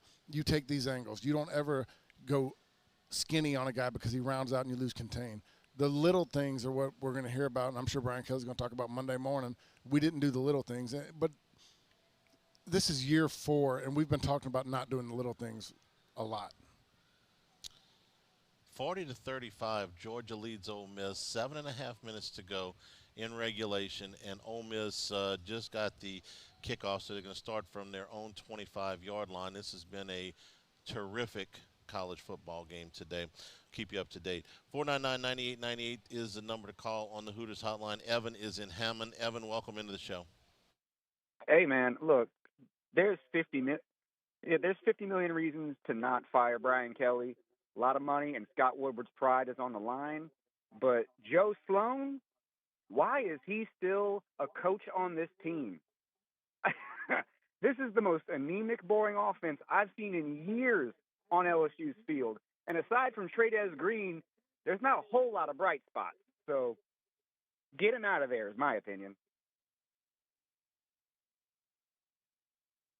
For Sloan earlier in the season, he was calling plays with a quarterback that could not throw the ball down the field, and he was calling plays with an offensive line that is poor.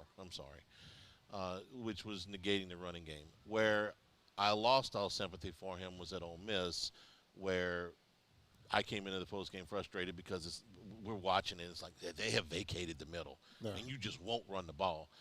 And I believe that Brian Kelly probably took a little – when Kelly came out that Monday and said, I didn't like our plan, well, that drove me crazy. You're the boss. Yeah. This is your plan. You sign off on it. Yes. We just talk all the time, but it's Les call the plays. Les may not call every play on the sideline, but Les signs off on the game plan on Thursday or Friday, and that's what they got in there. So if you didn't like the plan, don't blame Joe Sloan, blame Brian Kelly, but I understand what he's saying. Now, this is a little bit different because Nussmeier can throw the ball down the field now, and the offense, and they did keep after the run a little bit more in the last 2 games.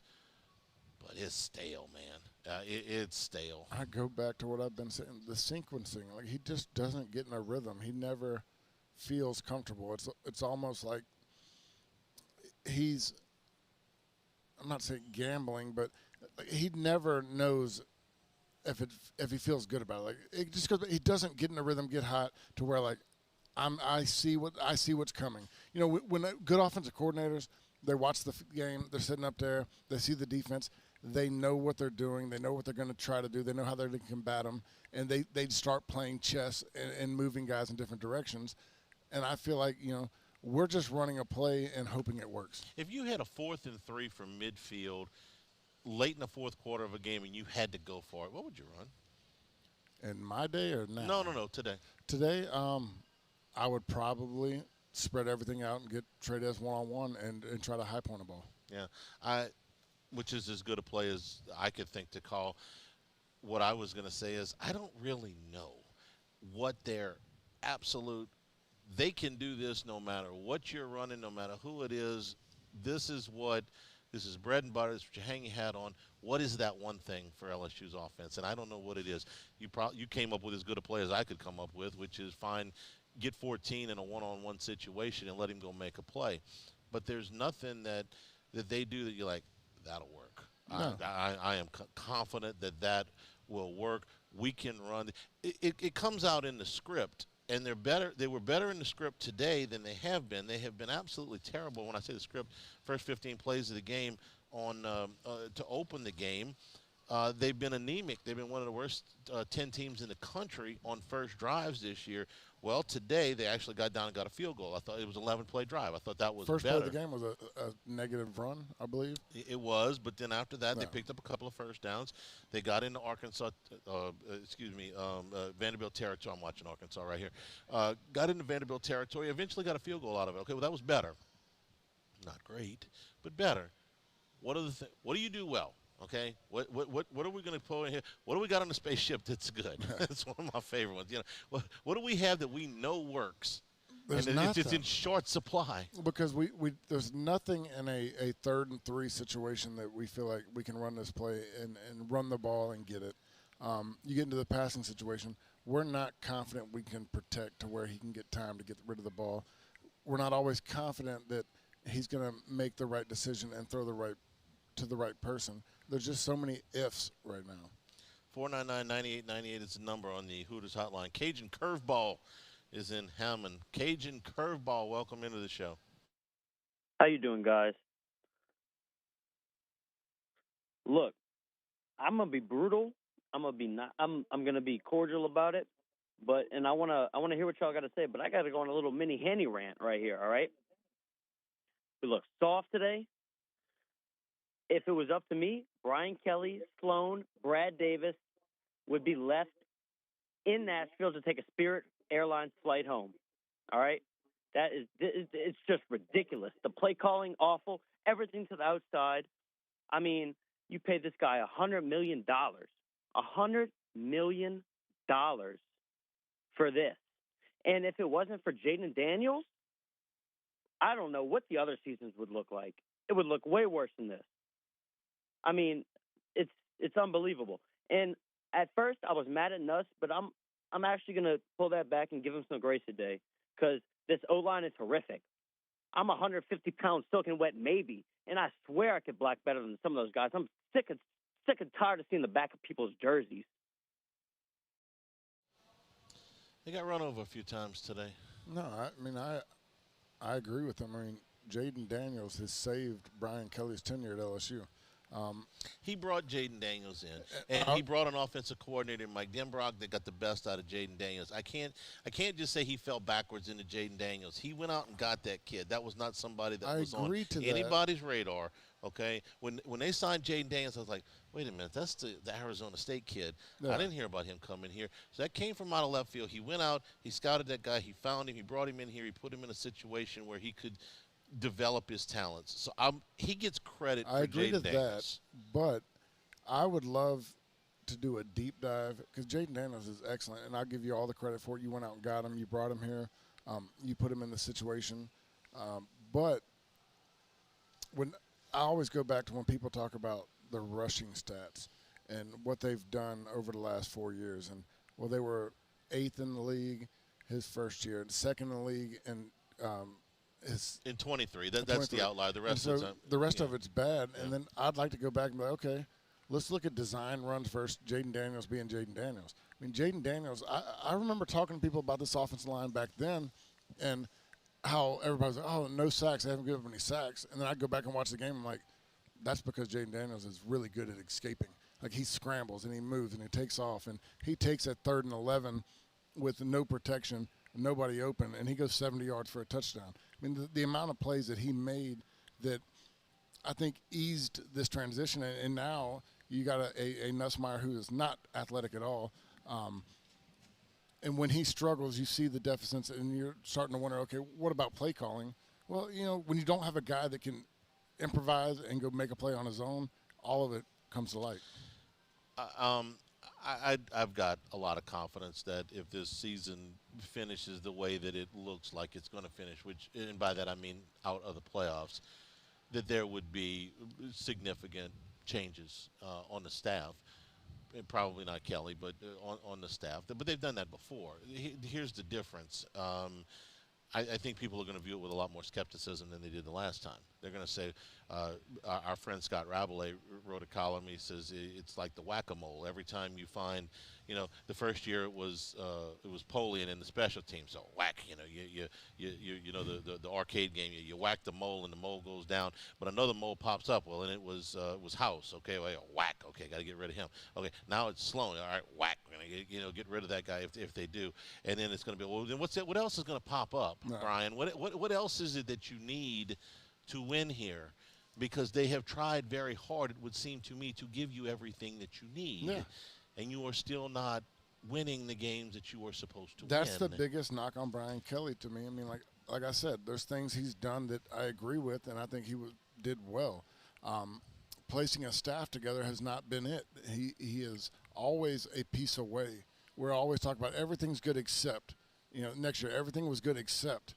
This year, everything's good except. We always have a reason why, and we always have this optimism. We're going to go hire some great offensive coordinator next year.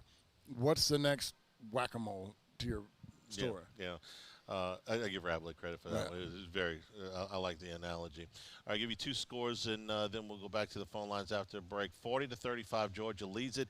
Bulldogs got the ball back. They are driving with 2:16 to go, and Ole Miss is starting to take their timeouts. Rebels have got one shot here to make a stop for a field goal to keep them within 8 to give them a chance in this ball game. The other score we'll give you is after a 2-hour delay because of the weather. Texas A&M leads Arkansas 21-6, about 3.5 minutes to go to the break in Fayetteville. From Rouse's, this is Eagle 98.1 Game Day. These are the luckiest ice cubes in the world. They could have been a thankless bed for an all-you-can-eat salad bar. But instead, they've been called upon to cradle and cool a crisp, refreshing Dos Equis. Looks like the lucky just got luckier. Dos Equis. At Luba Workers' Comp, our journey began over 30 years ago with a simple belief. Our clients come first. At Luba, our business has always been focused on people, not policies. Through every success and challenge, we've continued to grow because we've stayed true to our values, committed to providing you with genuine dependability. Because your well-being is more than a priority. It's our purpose.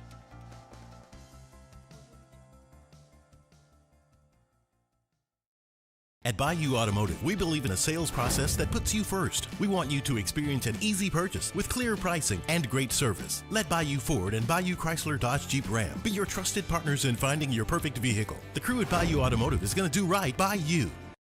Parish Construction and Roofing. This is Coach Kim Mulkey. Go to parishbuilt.com for all of your roofing needs. From your hometown, parishbuilt.com. Raising Cane's is our victory meal. Football fans are some of the most dedicated fans in sports. It's a fundamental quality we share, and that fuels every single order of our hand-battered chicken fingers. Wherever there's football, there's Raising Cane's. One love. Let's go. Every winner knows a great play starts with a solid game plan and the right team by your side. At Sunshine, we're here to keep your operation running strong. From tractors to harvesters, we've got the John Deere equipment you need to tackle every job with confidence. Because when the work's done right, there's more time for the things that matter, like cheering on your favorite team. Make Sunshine Quality Solutions part of your playbook this season and learn more about what it means to be powered by Sunshine at sunequip.com. Flight by Yingling is raising the bar by crafting the next generation of light beer. With only 2.6 carbs and 95 calories, this is premium refreshment 6 generations in the making. Flight by Yingling. Raise the bar.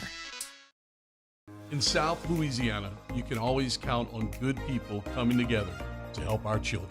At Dreams Come True, we grant wishes for Louisiana children with life-threatening illnesses. But to do this, we need funds. That's why we're trying to raise $100,000 for Dreams Come True by giving away the Blessed Builder School. Make your backyard's dream come true while helping our kids. Just go to dreampoolla.com and you can find out how your $25 donation might help win you a Duplessis pool.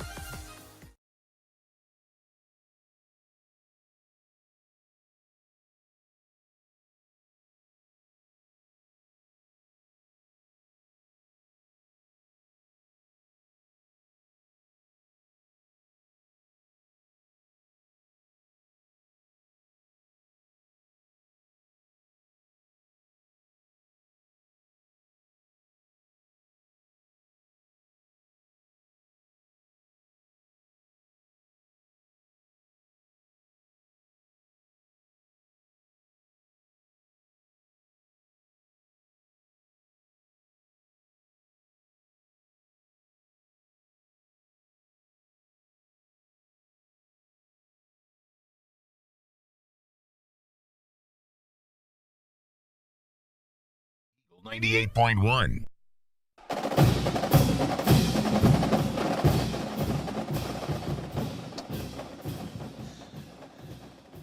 Eagle 98.1 game day. All right, Georgia gets the field goal, so they're up 8, 43-35. They are either at the 2-minute warning or one play away. I missed it here real quick. So Ole Miss is going to have one drive to go the length of the field, score, go for 2, and make it to extend this game. 499-9898 is the number to call on the Hooters hotline. Tom is in Prairieville. Tom, welcome into the show.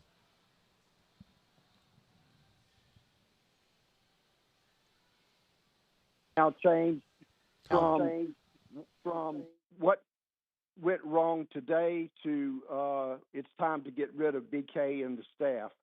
My question is, why is it that college football seems to be the only entity that gives 10, 12, whatever year contracts that bankrupt the boosters and the schools?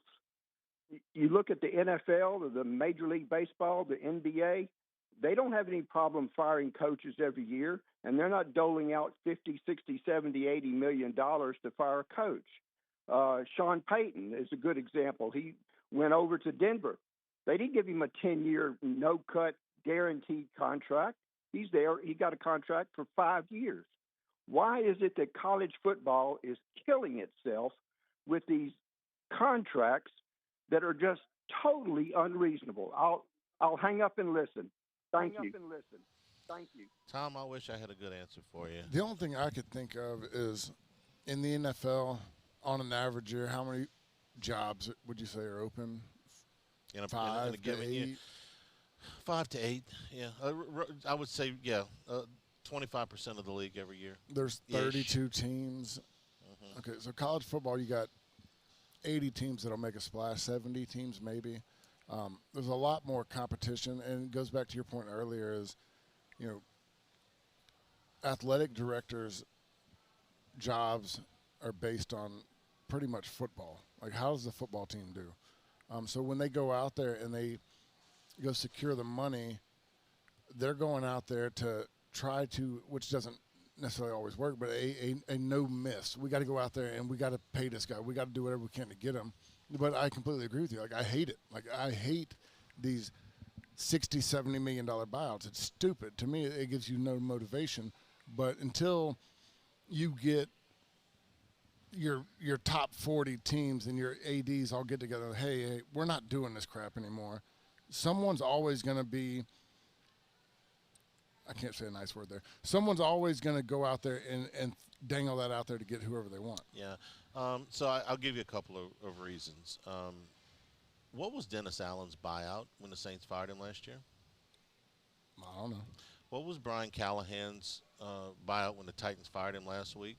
It's not published. It's not.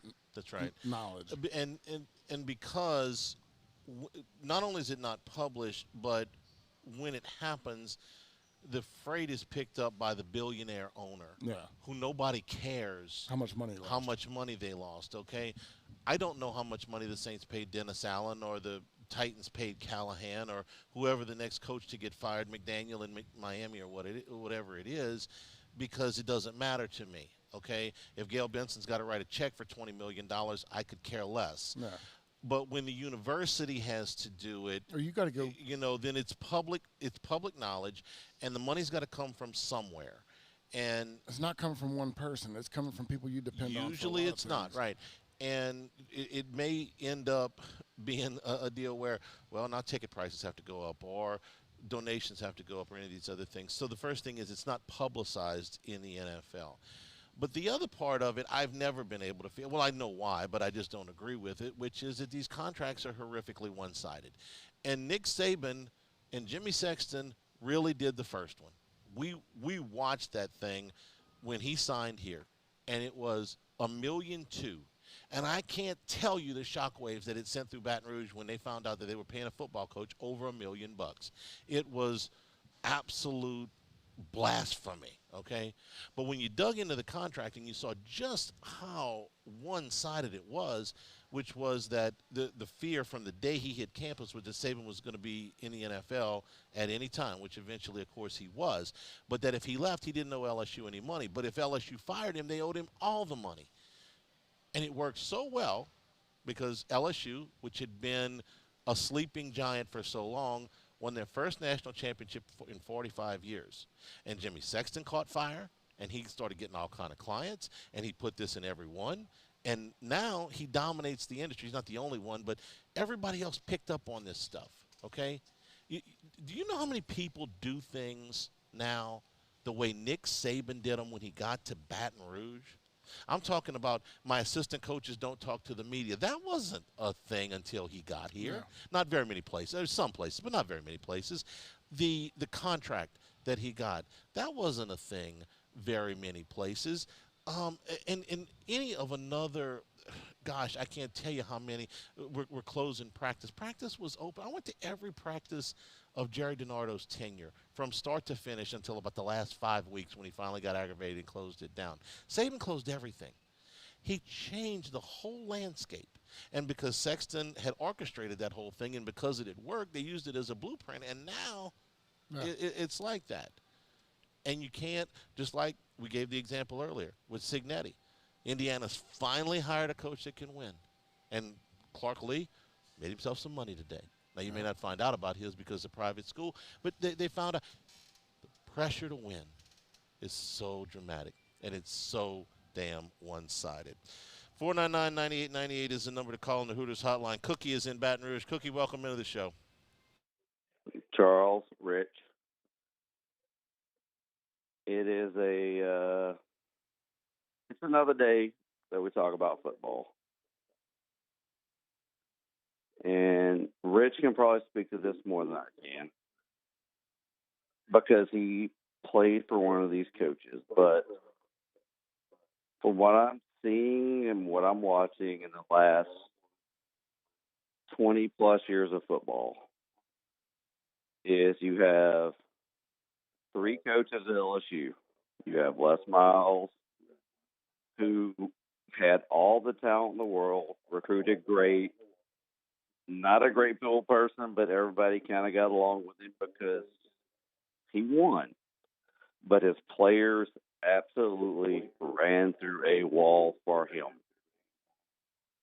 Whatever he told them to do, they did. And that would be what maybe Rich could speak to.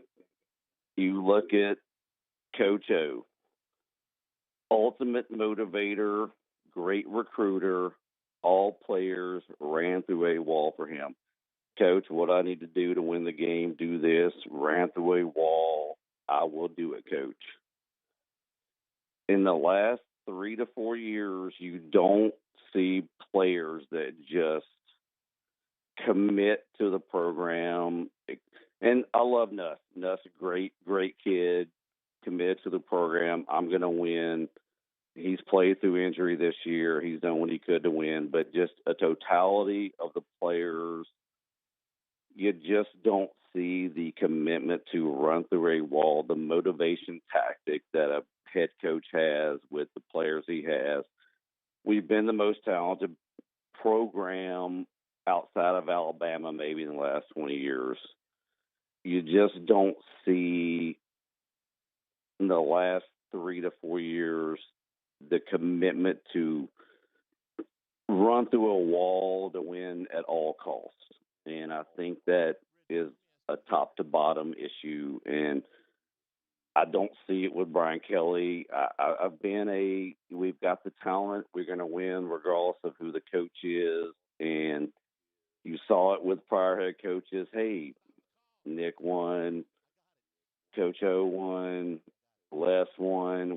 It don't matter who the coach is, but at the end of the day, you still have to play for the guy that's in charge of the program. I just don't buy it. I'll hang up and listen. Maybe I'm different. Rich can give his take on playing for one of those guys, but I mean, today was one of those. Thank you. The question is actually legitimate, although he asked it 7 times. I'll ask it to you this way because we were talking during the break. If the current transfer rules were in place when you were here, how many players would have quit on less every year? A lot. Okay. Or the Tommy Moffitt thing where you talked about him breaking them down. Yeah. How many players would have quit? A lot. I mean, this is a different age. Like when I'm talking about what he's saying, yeah, there's great coaches and there's guys that can do it. But, I mean, Nick Saban quit for a reason too. I mean, we didn't have a lot of other options. Like you had to go out there and win respect, earn playing time, bust your ass, do everything right, and you could get kicked in the nuts, for lack of better, and you had nothing you could do about it. If you wanted to leave, you were sitting on the bench for a year. That was a serious deterrent. Yeah, I wanted to leave my freshman year. Like it was different for me. I'm a coast kid. Louisiana was different for me. I had 6 catches my freshman year. I wasn't necessarily happy, but I wasn't going to sit out a year anywhere. So you know what? You made up the mindset to fix it and do whatever you had to do. And so the coaches could be a lot harder on you. You were coached harder. You were demanded more. I just feel like that we didn't have any other options other than to fix the problems we had. And I don't know how they do that in today's day and age. When people ask me about the NIL, and NIL, it's here to stay. I mean, it's the law of the land now. I think the transfer portal is such a bigger problem for coaches than the NIL is. If you knew that you brought a kid in and you paid him and you got him to contract, although that's what it is. Yeah, you had him, okay? You are committed to me for 3 years. I'll pay you this amount of money for 3 years, but you're going to stay for 3 years. And if you leave, you owe me this, no future earnings, and you got to sit out a year. I think you'd see a way different landscape. Yeah. But we're watching the game Friday night, and there were 4 or 5 kids, and every time they brought one of them up, and it's this way everywhere. Well, he started at this school, and then he went to this school. It's not one transfer because a coach got fired or because you were behind a guy that was better than you. Like Jalen Hurts was behind Tua, but everybody knew Jalen Hurts could play, so he went somewhere else. No, this is just I had 6 catches my freshman year, and I don't like it here. I'm leaving. Yeah. And what I was telling you off the air is, I mean, there used to be a thing in college football when you were a freshman called de-recruitment. I mean, because recruiting is all about, and there's a long joke that I was told one time about heaven and hell and recruiting. And, when you're recruited, you're brought to heaven about everything's great, everything's beautiful, everything's perfect. The women are amazing. You want to drink, it shows up.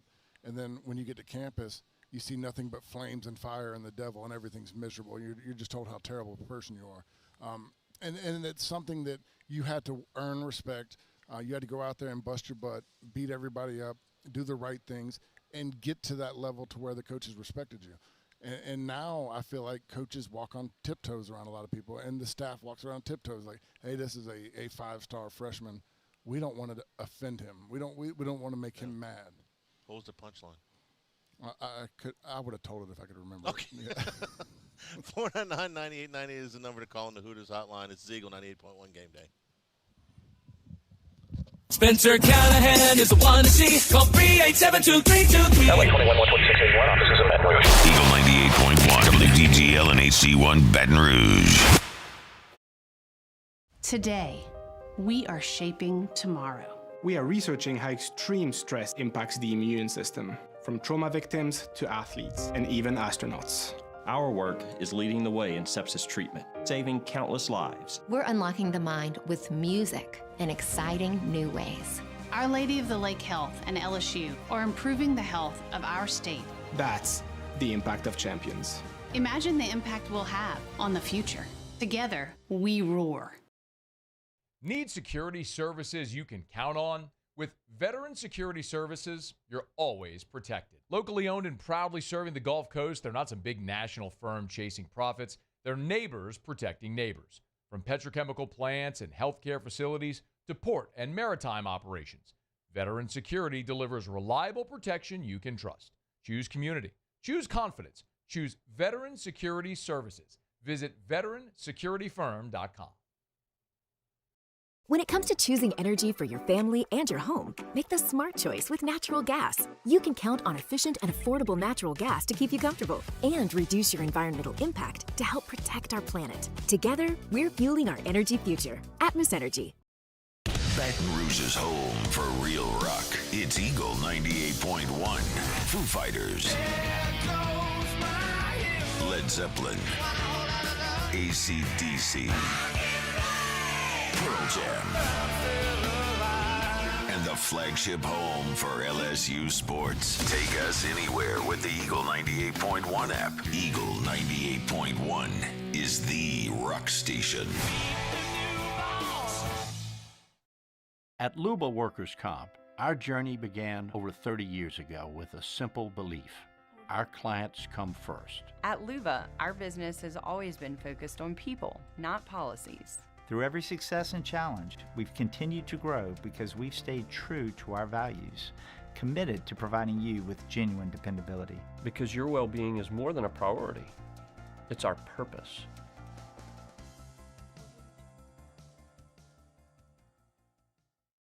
Man, age is just a number. Don't let it dictate how you feel. Goodwood Men's Sexual Wellness has anti-aging services that can help you look and feel your best. Visit yourgoodwood.com and discover a renewed sense of vitality. Parish Construction and Roofing. This is Coach Kim Mulkey. Go to parishbuilt.com for all of your roofing needs. From your hometown, parishbuilt.com. Tiger Country is 100.7 The Tiger.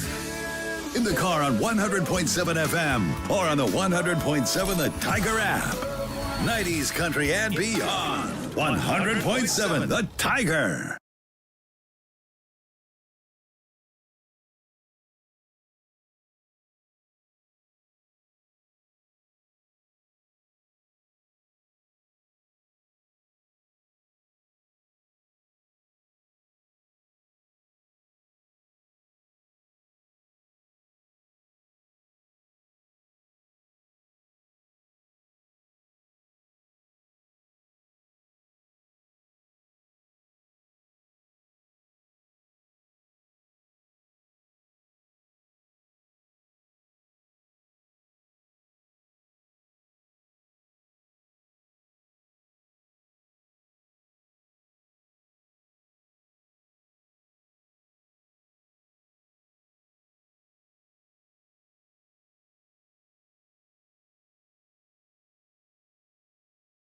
Eagle 98.1.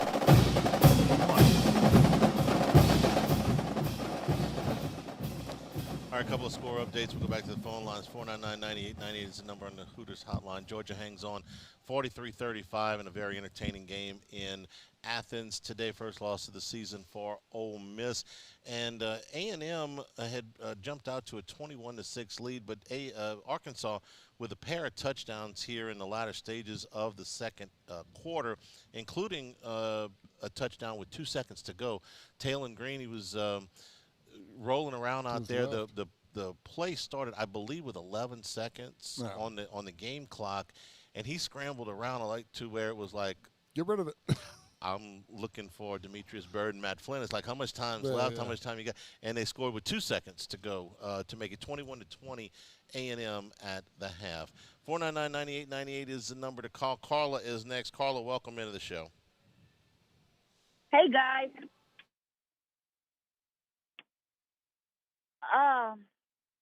Two statements, then a question, and I'll hang up. Number one, Brian Kelly is only a coach of tight ends. That's all he knows how to coach. Second statement, I don't know X's and O's like y'all guys. I don't. I'm learning. But if Caden or Harlem is lined up next to Garrett, guess what's fixing to happen? If I know that, the other team knows that. Am I smarter than Brian Kelly? Really? Please. Help me understand. Help me understand. Predictability on play calling, Rich. I mean, to me, it is pretty predictable. We get in the same formations. We don't run a lot of multiplicity in our run game. It's a lot of zone. I think the guys who did it best were Hester and Flynn a week or two ago, breaking down that we had run 0 power plays, I think 7 counter. We don't put our guys in a power position. You know, we try to run with a lot of zone techniques, outside, win with speed, and it's just not very successful at this point, especially when everybody knows what you're doing. It's frustrating to me because, you know, football to me is a meathead sport. You know, the guys who were doing finesse stuff back in the day were different. It was Mike Leach. It was guys on the West Coast that were doing things that they couldn't win with bigger, more physical guys. And later in the age of the game, people start doing it in the SEC, and you see it win with speed, but they still have a power element to it, and we just don't have any power element. Okay. You brought this up, gosh, we may be going back a few film studies now, but that they were running opposite of where the back was every time in the thing. Are they still doing that? We mixed it up a couple of weeks ago. We did some same-side runs, same-side counters, but we're not doing it enough. I think we rushed the ball 21 times today, and that's not enough in a game to where, like, this game's different because Vanderbilt controlled the clock, had the ball. I think we had 3 possessions in the first half. But I still feel like we kind of give up on it. I mean, it's not something that, you know, we're going to hang our hat on. And I've always felt that the best teams in college football, the best teams in the NFL, they're going to continue to run the football. 21 rushes tonight and 28 passes for LSU. 499-9898 is the number. Brian is in New York. By the way, the tight ends? The tight ends, yeah. Look, Trey Dez is a freak. I love him giving the ball. But I've seen Bauer Sharp ain't blocking any better. Trey Dez has issues running certain routes, so I wouldn't say that he's only coaching those. If he is only coaching those guys, it's not a good look either. All right, Brian's in New York. Brian, welcome to the show. How's it going, guys? It's just it's unfortunate. You said the last caller said that you had all these coaches, Les Miles, Ned Orgeron, that they would run through a wall for. I'm a Notre Dame fan, and I've watched the guy how Brian Kelly is. He thinks he's better, and his recruiting is below him. And that guy should want to play for him and not be going out and getting these guys. And you can see the difference that when Marcus Freeman came through, that they wanted to run through a wall for him. And now, unfortunately, I'm seeing at LSU that they don't want to run through that wall for him, and that's why you guys have these losses. It's the culture that he brings in and the arrogance that players don't respond to it. It's a shame. It really is a shame. Brian, let me ask you a question. How long have you been a Notre Dame fan? About 4 or 5 years old. Okay. When they went to the championship game, and I'm not trying to be a smart ass here. When he first got there and they got to the national championship game and they went undefeated, did it feel different then than it did at to the middle or the end of his tenure there? Absolutely, and it's the same way. I think we can both agree that Notre Dame had no business beating Georgia last year. If you look on paper, on talent, what Georgia had and what Notre Dame had, and that's what I'm alluding to is that they have now that run through your wall mentality that Brian Kelly does not bring, and you can see it with the game today with Vanderbilt. Okay. How engaged is he, Rich? I mean, do you feel like we're having this conversation about Kelly, and I'm not even saying the guy's wrong. He may be 100% right, but what if this game had turned around and instead of a couple of plays at Ole Miss, a couple of plays here, I mean, they lost both of these games by 1 score. No. If they turn around, is the attitude different? He's not the only one that feels that way about Kelly. Kelly is he's kind of corporate. Okay, he's been very cordial with the media and the fans and everything here, but warm and fuzzy he ain't. I don't feel like, I remember the grind of coaches, and this goes back to when coaches, like you said, were making less than $2 million a year. I remember guys going out to get a beer on a Wednesday night, and we might have stayed out later than we should, And then I had to drive past the LSU football ops on the way home to get to my house. And you saw Les Miles' car in the parking lot at 11 o'clock at night. You saw the entire coaching staff there at 11 o'clock at night. You always respected that they were grinding and they were working. I remember getting there earlier in the mornings, and some coaches slept there. Guys weren't leaving the building. And, you know, from what I hear now, it's more of delegating. It's more of, you know, what you're talking about. I'm the CEO. I'm going to tell all y'all to do this, and then I'm going out for dinner. And I don't know all this stuff for a fact, but I don't feel the grind. And it goes back to what I said earlier, is like, how can you feel the grind when the worst case scenario is you get paid $60 million to go home? Okay. And I don't necessarily think that you're wrong, but it most of the time this stuff is a product of the results. The strength coach is no good. Well, if they'd have won the day, then the strength coach would be just fine. This guy delegates too much. Well, if they had won, maybe or if they lost in a different way, maybe he doesn't delegate enough. You know, this guy tries to, I've heard that one before too. He tries to do too much. He's got to, things are getting missed because he won't delegate to his assistants. So I wonder how much of this stuff is results oriented. A lot of it. Everything's exploded and put underneath the microscope when you're not winning. But when you go back to just, for me, is I don't feel like, I don't know, this day and age in football is tough for me because, like we just said, with all the money involved, and like I don't know if a guy is getting paid a certain amount of money and then he wants to put that amount of work in anymore. To me, like, we weren't getting paid anything. You might get $500 from your dad or something or whatever, but the goal was to put something on tape that got you to the NFL. And I still know that's the goal for most everybody, and the elite guys are going to get that. But I don't know. There's a lot of things when I watch this. The biggest thing for me is the toughness, physicality, mentality of beating up on somebody. I feel a little bit differently, and hear me out. Money comes up when guys lose. Nobody ever had a problem with how much Nick Saban was making. When Nick Saban got here and he was making $1.2 million, everybody went crazy. Yeah. And when he won the national championship, nobody cared what he was making. 3 weeks ago, nobody cared what James Franklin was making, and now they do.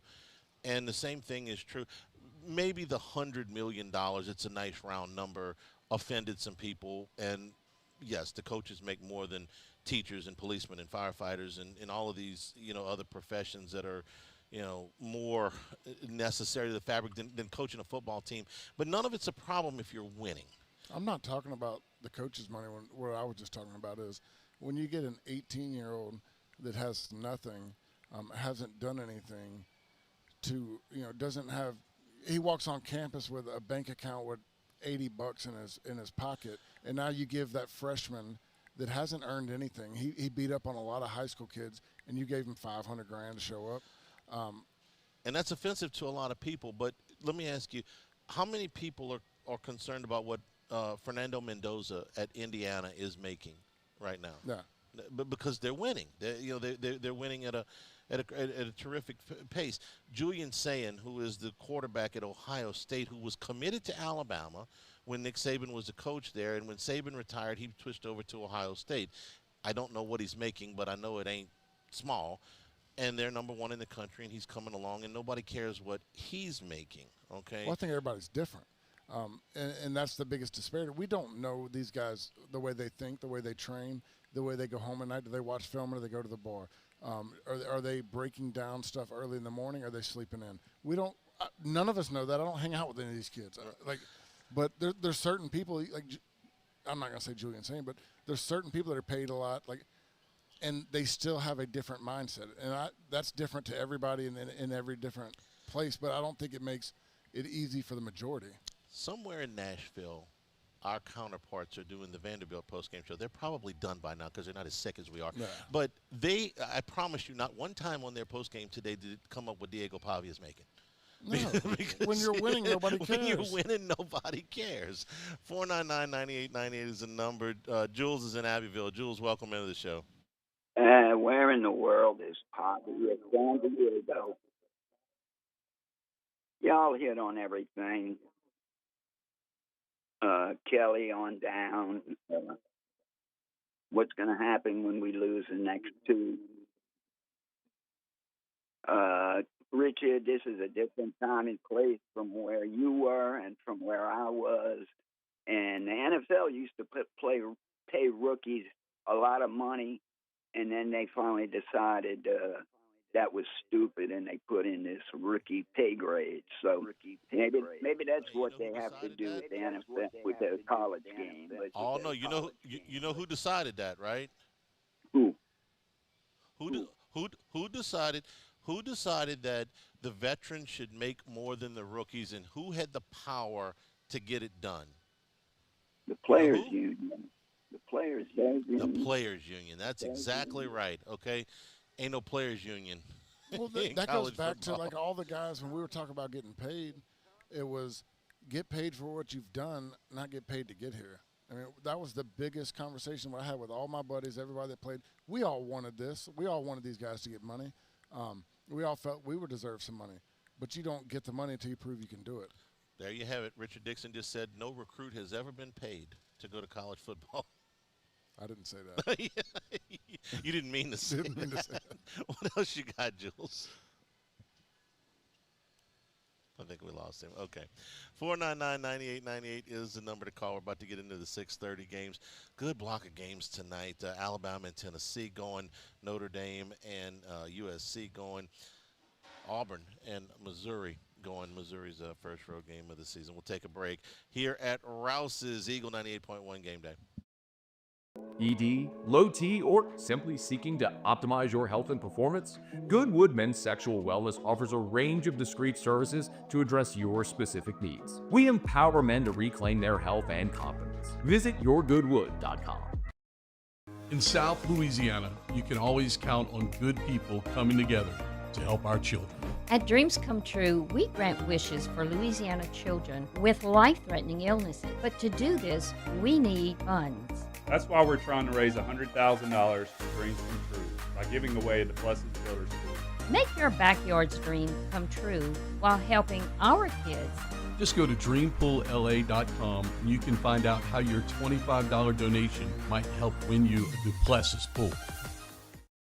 At Luba Workers' Comp, our journey began over 30 years ago with a simple belief.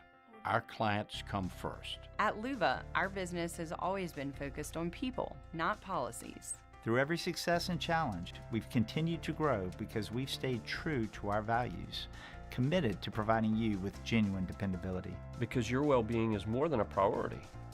It's our purpose.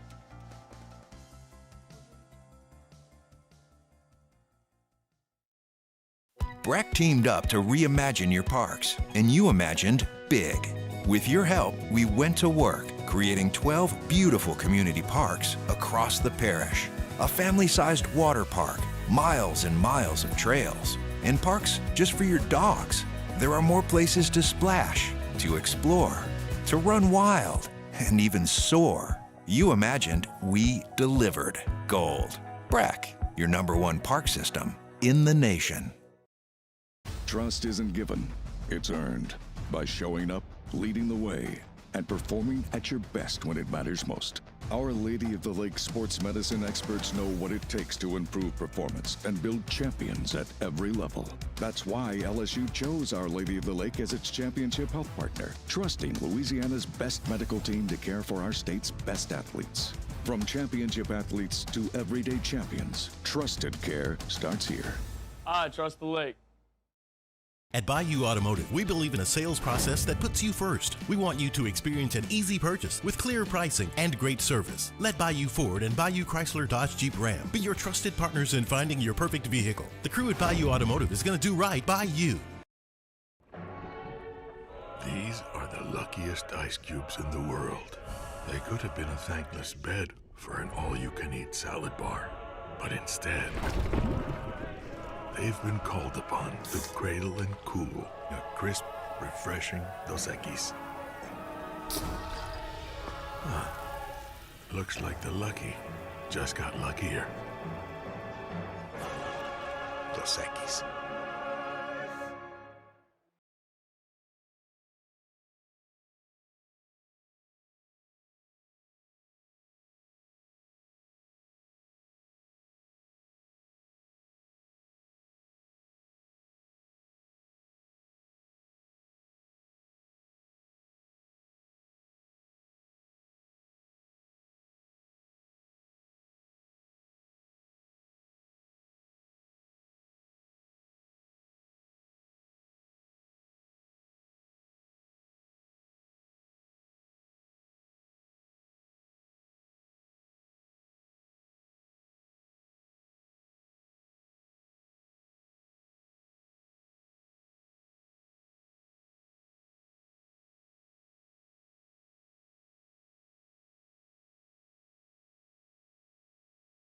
98.1.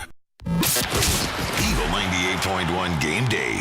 Stat Check. Presented by Luba Workers Comp. Luba Workers Comp. Delivering genuine dependability.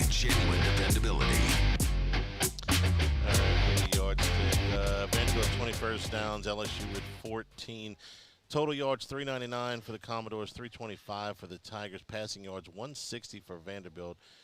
Well, 225 for LSU. Rushing yards 239 for Vanderbilt. And that's probably the second most important stat. I'll get to the one I think is the most important. 100 yards rushing for LSU. Vandy averaged 5.3 yards a carry, LSU 4.8. The third down conversions. Vanderbilt came into the day leading the conference at 58%. They were 6 of 13 on third down, but they were 2 of 3 on fourth down. So essentially they converted about half the time in their to-go situations where they would have had to move the football. Just a little bit below their average, but still plenty good enough to win. LSU was 5 of 11 on third down, which is not terrible, but was far short of what Vanderbilt was able to do today. 4 penalties for 35 yards for the home team, 7 for 52 for the Tigers. Neither team turned the ball over today. Vanderbilt had the ball for 36-31, LSU for 23-29, and you definitely felt that one today, because it felt like Vanderbilt had the ball the entire afternoon. Nussmeier, 19 of 28, 225, 2 touchdowns, no picks. Diego Pavia, 14 of 22, $160, and a touchdown. Rushing, Caden Durham, 7 carries for 59 yards, 8.4 carry, looks great, but 51 of the 59 were on the one run. I wonder if he's banged up a little bit more, because I did not expect him to get caught. Yeah, he doesn't look I mean, I think he got banged up in this game. He was banged up before, but I think he got banged up in this game, too. I feel like he's been banged up a little bit this season. When you get those breakaway runs, I mean, I think back to last year where he was a track star. Ain't nobody was catching him. And this year he just seems to be laboring. Harlan Berry, 11 carries for 55 yards in his best game of the season so far. And Jawan Johnson, 1 carry for -1 yards. Again, I hated that play call at the goal line. Diego Pavia, 17 carries, 86 yards, 2 touchdowns on the ground.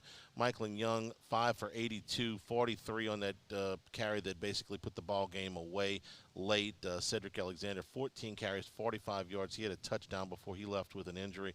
Xavier Thomas led LSU in receiving with 75 yards and a touchdown. He had 4 catches, including that 62-yarder, which was an unbelievable individual play. Trey Green, 5 catches, 74 yards and a score. Barry Brown, 5 catches for 40 yards. Cole Spence, 5 catches for 56 yards and a touchdown. Eli Stowers, 3 catches for 32 yards. Are those both tight ends? Yeah. I don't want to upset you. Junior Sherrill, 2 catches for 30 yards for Vandy. Defensively, A.J. Halsey led the Tigers with 13 tackles, 9 solos, and had a PBU. Devon Keys subbing in for Whit Weeks, 9 tackles today. 4 of them solos, and West Weeks had 6 tackles, including a sack, and 2 tackles for loss. Langston Patterson, 5 solo tackles for Vanderbilt, led the way. Joshua Singh, number 99, had a tackle and a half for a loss. Vanderbilt had 5 total tackles for loss. LSU had 4 today. Damian Ramos made 3 out of 4 field goals. Taylor made his only one for Vanderbilt. The punter for Vanderbilt, who took the first 3 quarters off, averaged 47.5 yards on his other 2 kicks.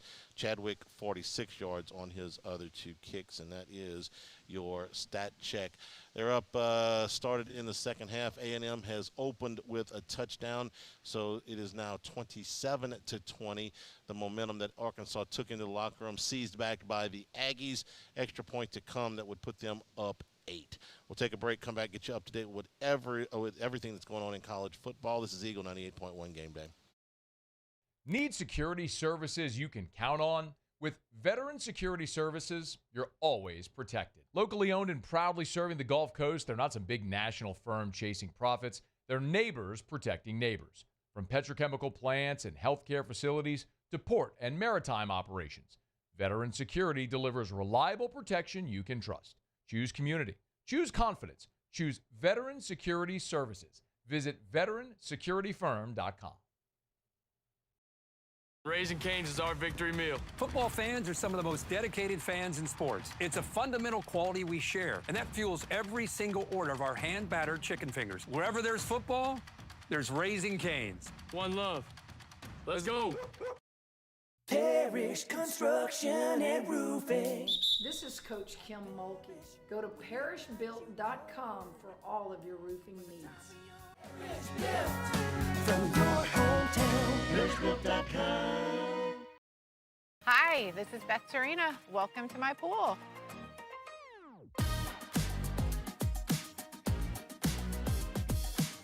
The first time I saw this beautiful pool, it exceeded every expectation that I had. They were able to get everything we wanted in this pool. It is a beautiful pool. We live out here, we eat out here, we watch TV out here. This is like our living room outside. We love this pool and everything about it. When we decided to build our pool, we called a great friend who is one of the best pool builders in the country in North Louisiana, and we said, who would you choose to build a pool in Baton Rouge?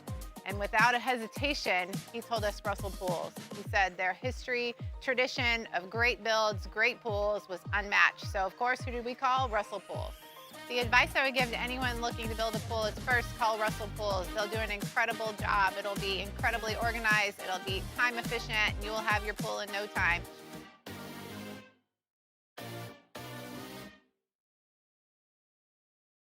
Today, we are shaping tomorrow. We are researching how extreme stress impacts the immune system, from trauma victims to athletes and even astronauts. Our work is leading the way in sepsis treatment, saving countless lives. We're unlocking the mind with music in exciting new ways. Our Lady of the Lake Health and LSU are improving the health of our state.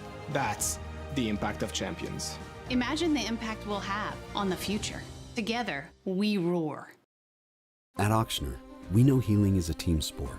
That's why we've partnered with world-renowned orthopedic surgeon Dr. James Andrews to create the Ochsner Andrews Orthopedics and Sports Medicine Institute.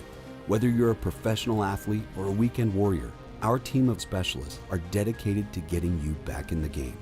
So whatever your reasons are for reaching your personal best, we've only got one: you. Ochsner Andrews Institute. Long live you. Family owned and community driven. Service Chevrolet Cadillac, a legacy you can trust since 1972.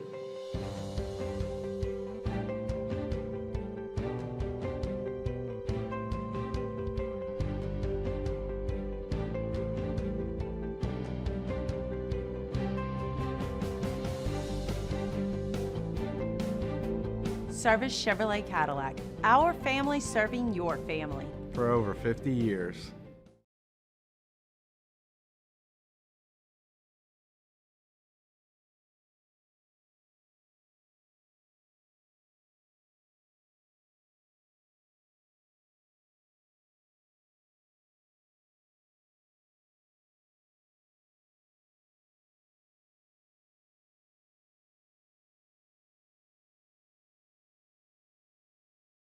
Eagle 98.1. Eagle 98.1 Game Day. The Robinson Brothers Ford Lincoln College Football Scoreboard. Robinson Brothers Ford Lincoln on airline under the giant American flag. We start in Gainesville, which may be the swan song for Billy Napier. Florida leads Mississippi State 23-14 with 2.5 minutes to go. Florida playing goal to go down at the, Mississippi State playing goal to go at the Florida 8-yard line. They would need a score here and then to get the ball back, and they're incomplete on third down. So I would think kick the field goal here and then the onside kick, or I'm not sure how many timeouts they got left. 23-14, Florida leads State. Number 7, Texas Tech leads Arizona State 22-19 with 1:17 to go. But Sam Levitt's got Arizona State on a drive up near midfield, trailing by 3. Other games in progress. We just told you before we went to the break, A&M has scored a touchdown, now 28-20 over Arkansas. Marcel Reed, who will be here next week, has thrown 3 touchdown passes for the Aggies. Other games in a delay. We've had some weather delays around the country today. Ball State and Akron. Ball State leads 35-25. That is in the fourth quarter. North Texas leads UTSA in the fourth quarter 55-17. Southern Miss leads UL Lafayette 20-10. That game is going to the fourth quarter. Early in the second quarter, number 8 Oregon leads Rutgers 21-3. Dante Moore has thrown a couple of touchdown passes.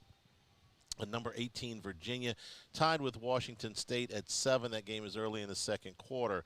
About halfway through the first in Lexington, no score, number 21, Texas and Kentucky. Penn State, sans James Franklin, leads Iowa 7-3. That game is late in the first quarter in Iowa City. Maryland and UCLA are scoreless about 2/3 of the way through the first quarter at the Rose Bowl. Hawaii leads Colorado State 7-0 in the first quarter. Georgia State leads Texas Southern 7-3. That's also in the first quarter.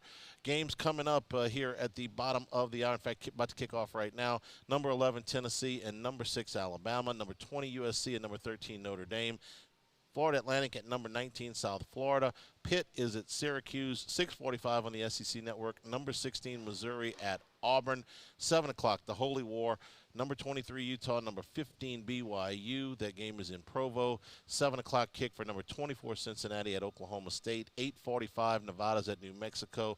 9 o'clock, Lafayette at Oregon State. That's on the CW if you're interested in watching that. And 9:30 tonight, Florida State is at Stanford. ESPN at the late kick. Earlier finals today. In fact, this one just went final. This is an interesting score. UAB beat Memphis today 31-24. It's interesting for a couple of reasons. First of all, it's Memphis's first loss. They're 6-1 now. Second thing is UAB fired Trent Dilfer last week.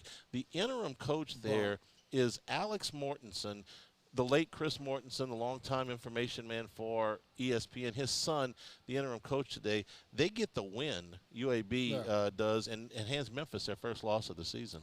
That's exciting. You always feel like you see this, that interim coach bump. Somebody gets in there, brings some new energy, and they got a big win today. You get a little jolt sometimes. Number 1, Ohio State shuts out Wisconsin 34-0. That means that Wisconsin has been beaten the last 2 weeks by a combined total of 71-0. Julian Sand, we were mentioning his name. He threw for 393 yards and 4 touchdowns. Seat couldn't be any hotter for Luke Fickell. Number 3, Indiana stays undefeated at 7-0. They beat Michigan State 38-13. Fernando Mendoza threw for 332 yards and 4 touchdowns. Number 9, Georgia beat number 5, Ole Miss 43-35. 4 touchdown passes for Gunnar Stockton today. Number 12, Georgia Tech beat Duke 27-18. Some early gasps for the Blue Devils. They fumbled on the 1-yard line going in. Georgia Tech got the 97-yard, I think it was, scoop and score, and then Duke muffed a field goal in the first half where they really kind of dominated the yardstick but not the scoreboard, and Tech got after them in the fourth quarter. Number 14, Oklahoma bounces back from their first loss of the season. They beat South Carolina 26-7. John Mateer better today than he was a week ago, though he only threw for 150 yards. Michigan beats Washington 24-7. Bryce Underwood threw a couple of touchdown passes for the Wolverines. UConn beat Boston College 38-23. It was Houston over Arizona 31-28. Cougars are 6-1. TCU beat Baylor 42-36. Tulane goes to 6-1. They beat Army 24-17. Central Michigan beat Bowling Green 27-6. It was Miami of Ohio over Eastern Michigan 44-30. UCF beat West Virginia 45-13. Toledo over Kent State 45-10. Buffalo over UMass 28-21. This one was a surprise. Northwestern beat Purdue 19-0. Not necessarily that Northwestern won the game, but that Purdue got shut out. They had been scoring points on just about everybody. They've been losing, but they've been scoring points. They get shut out today in Evanston. Troy beat UL Monroe 37-14. It was SMU over Clemson 35-24. Clemson is now 3-4 on this season. That's our big win. Yeah, it is. Air Force beat Wyoming 24-21. Boise State over UNLV 56-31. Coastal Carolina over App State 45-37. James Madison over Old Dominion 63-27. In 2 overtimes, Marshall beat Texas State 40-37. Temple beat Charlotte 49-14. In Ohio, beat Northern Illinois by a score of 48-21. And last night, Rich, the Miami Hurricanes suffered their first loss of the season. Louisville beat them 24-21. Carson Beck threw 4 interceptions in that game and really had a 5th one waved off on a pretty ticky-tack roughing the quarterback. penalty. I get it. I mean, so. the only 2 games I've lost this year, we've thrown 4 interceptions in flag football. But you took it well both times. Yeah. I remember. All right, we'll take a break. Come back. Game Balls is next. Eagle 98.1 Game Day.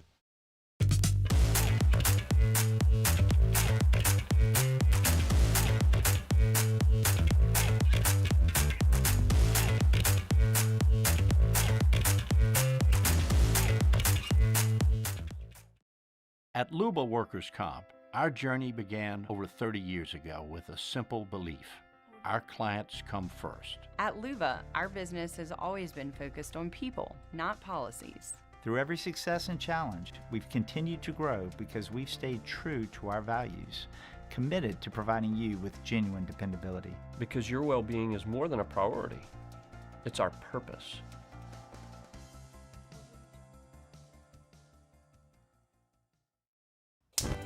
Looking for cleaner energy? Propane is energy for everyone.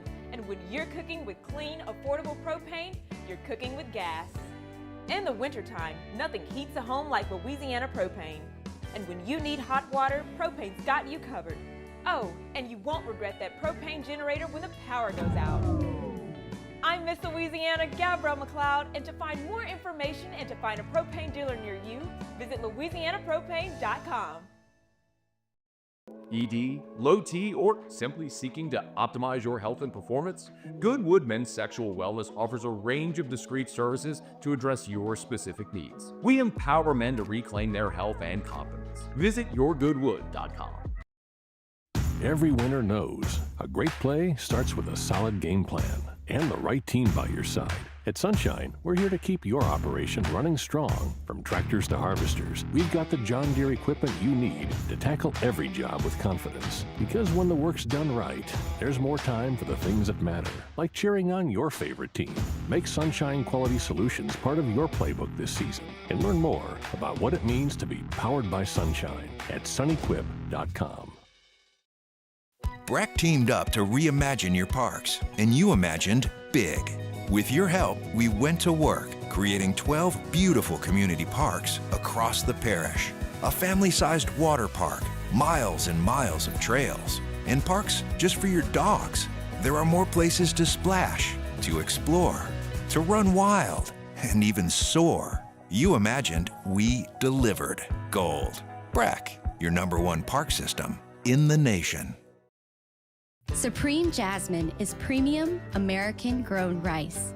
From local farms to your table, every grain is supreme. Pick up a bag of Jasmine or any other of our Supreme American rice. Tiger Country is 100.7 The Tiger. In the car on 100.7 FM or on the 100.7 The Tiger app. 90s country and beyond. 100.7 The Tiger.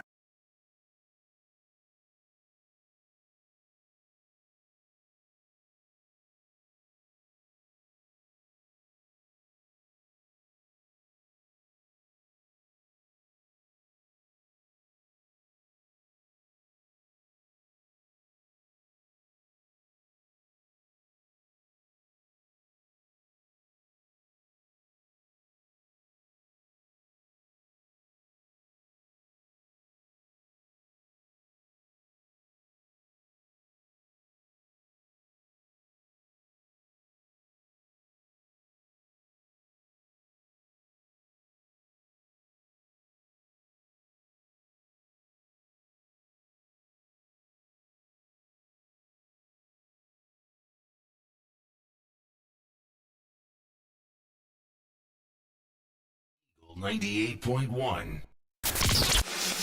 Eagle 98.1 Game Day presented by Super Chevy in Yingling. Game Balls. You first. I love this part. Wes Weeks, I thought he made some game-changing moments. Played pretty well, filling in for his brother. I'll give Trey Dez. I mean, he made the big plays and made the opportunities with everything he was given. So I'm going to go with A.J. Halsey because I like A.J. Halsey. He's awesome. I liked A.J. Halsey the first time I saw him on the practice field. I like A.J. Halsey every time I watch him play. And he plays with an attitude. He plays with an hit edge. He had in the first quarter was the first time I felt like somebody was punched all year long. Go hit somebody. No. I like A.J. Halsey, and he led LSU in tackles today. And I'm going to go with Xavier Thomas. The one play is enough because it gave LSU a chance. They were stuck in the mud, and it looked like they had absolutely no momentum at all. And he changed that almost by himself. And it was a hell of a play by Nussmeier to get the ball off. But Xavier Thomas gave him a chance with that play. That's nothing, a hell of a play. Yeah, there was nothing executed to the way that play was drawn up. Xavier Thomas made a play. Yeah. No. Okay, go. Yeah. Yes. Okay, great. So I give Xavier Thomas one of our game balls. We're brought to you by Supreme Rice and SupremeRice.com. You know, if you're making Sunday dinner tomorrow, you're making it with rice, make it with Supreme Rice. Get over here to Rouse's. And anywhere you buy rice, you can get the brown, the long grain, the medium grain, the jasmine, the parboiled rice. Supreme Rice, grown, milled, and processed down in southwest Louisiana since the 1930s. More for your dollar, and also you're supporting our Louisiana farmers through the Climate Smart program, which talks about reducing methane emissions and promoting water conservation. For more information, go to SupremeRice.com. We're back to wrap it up after this. Eagle 98.1 Game Day.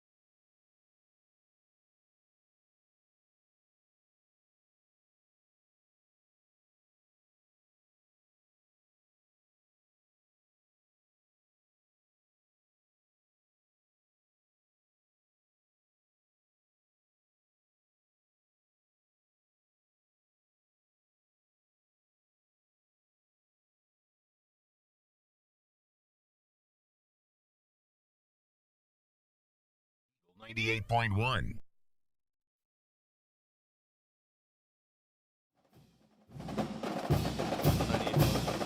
Eagle 98.1 Game Day wrapping up here from Rouse's Burbank at Lee. Let them cover your game day spread for your tailgating, for your home, any of your get-togethers.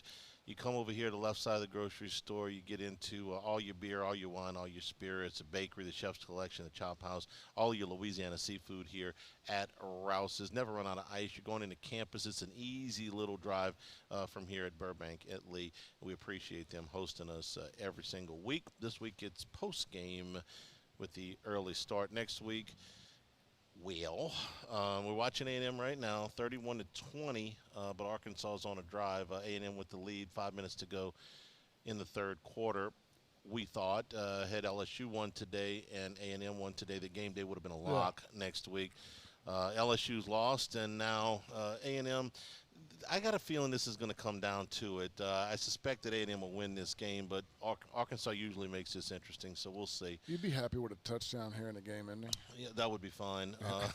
One of my picks on my on the Daily Show, but so I don't know if game day is going to be here or not. They would have to do it off of a loss for LSU, so they'll probably end up going somewhere else. But I don't know that. We'll see. I do know that this one's going to sting for a while. Even though Vanderbilt was a favorite, Lord knows we talked enough about that. But LSU just expects to go to Nashville and win, and they needed this win to put themselves in position to get to November with a chance to get into the playoff. And now you have left yourself with no outs. You got to run the table pretty much to get into the playoff. Did you see that on a first and goal to go on the one? Did they know what they were doing? They knew what they do, and they rushed right in there. And did they score? Yeah, it's amazing. Okay, well, I think I've talked enough about that sequence. I'll pick it up. I'll pick it up tomorrow morning on Football Sunday. But this one's going to sting, and I can't tell you that there's a win left on the schedule by itself that could turn this around. Even if they were to win next week, I mean, you'd have to go on a run here. The confidence is shaken significantly, I think. In this group. Put lightly. And look, the players and the coaches, it's soul-searching time. I don't know that you can turn this around. I do know that most people are going to tell you, hey, we lost it today. I'm talking about fans. We lost it today, and we expect this thing to sputter down to 7-5 or 8-4 in the Music City Bowl, and we're kind of on to, the next thing. It's up to the players and the coaches to change minds, because you have to change minds. I think you had everybody on. I know you had everybody on board at the beginning of the season, and I know you had everybody on board after Clemson, and you lost some people after Ole Miss, but you still had, okay, let's see, the quarterback's going to get healthy and everything's going to be fine. You lost a lot of people today. I'll tell you, it's really tough when you walk into your film review and they're going to put the tight ends and the offensive line and the running backs, and they're going to have their short yardage film review. This is defeating. I mean, like, they've had these issues before. They've watched the film. They've talked about it. They've given a plan to get better. And then they go out there and fail again. I mean, at some point, it gets tough to walk into that meeting and be like, what are we going to do different? They'll have to figure something out next week. Your game time is at 6:30. We'll be on the air for 1:30 for pregame. Tomorrow, Football Sunday from the Queen will be there at 10 a.m. going up to the noon kickoff for all the NFL action, including the Saints and the Bears. For Richard Dixon, all of us here at Rouse's and everybody back at the flagship, I'm Charles Henniger saying thank you and good night. Vanderbilt wins it. This has been Eagle 98.1 Game Day.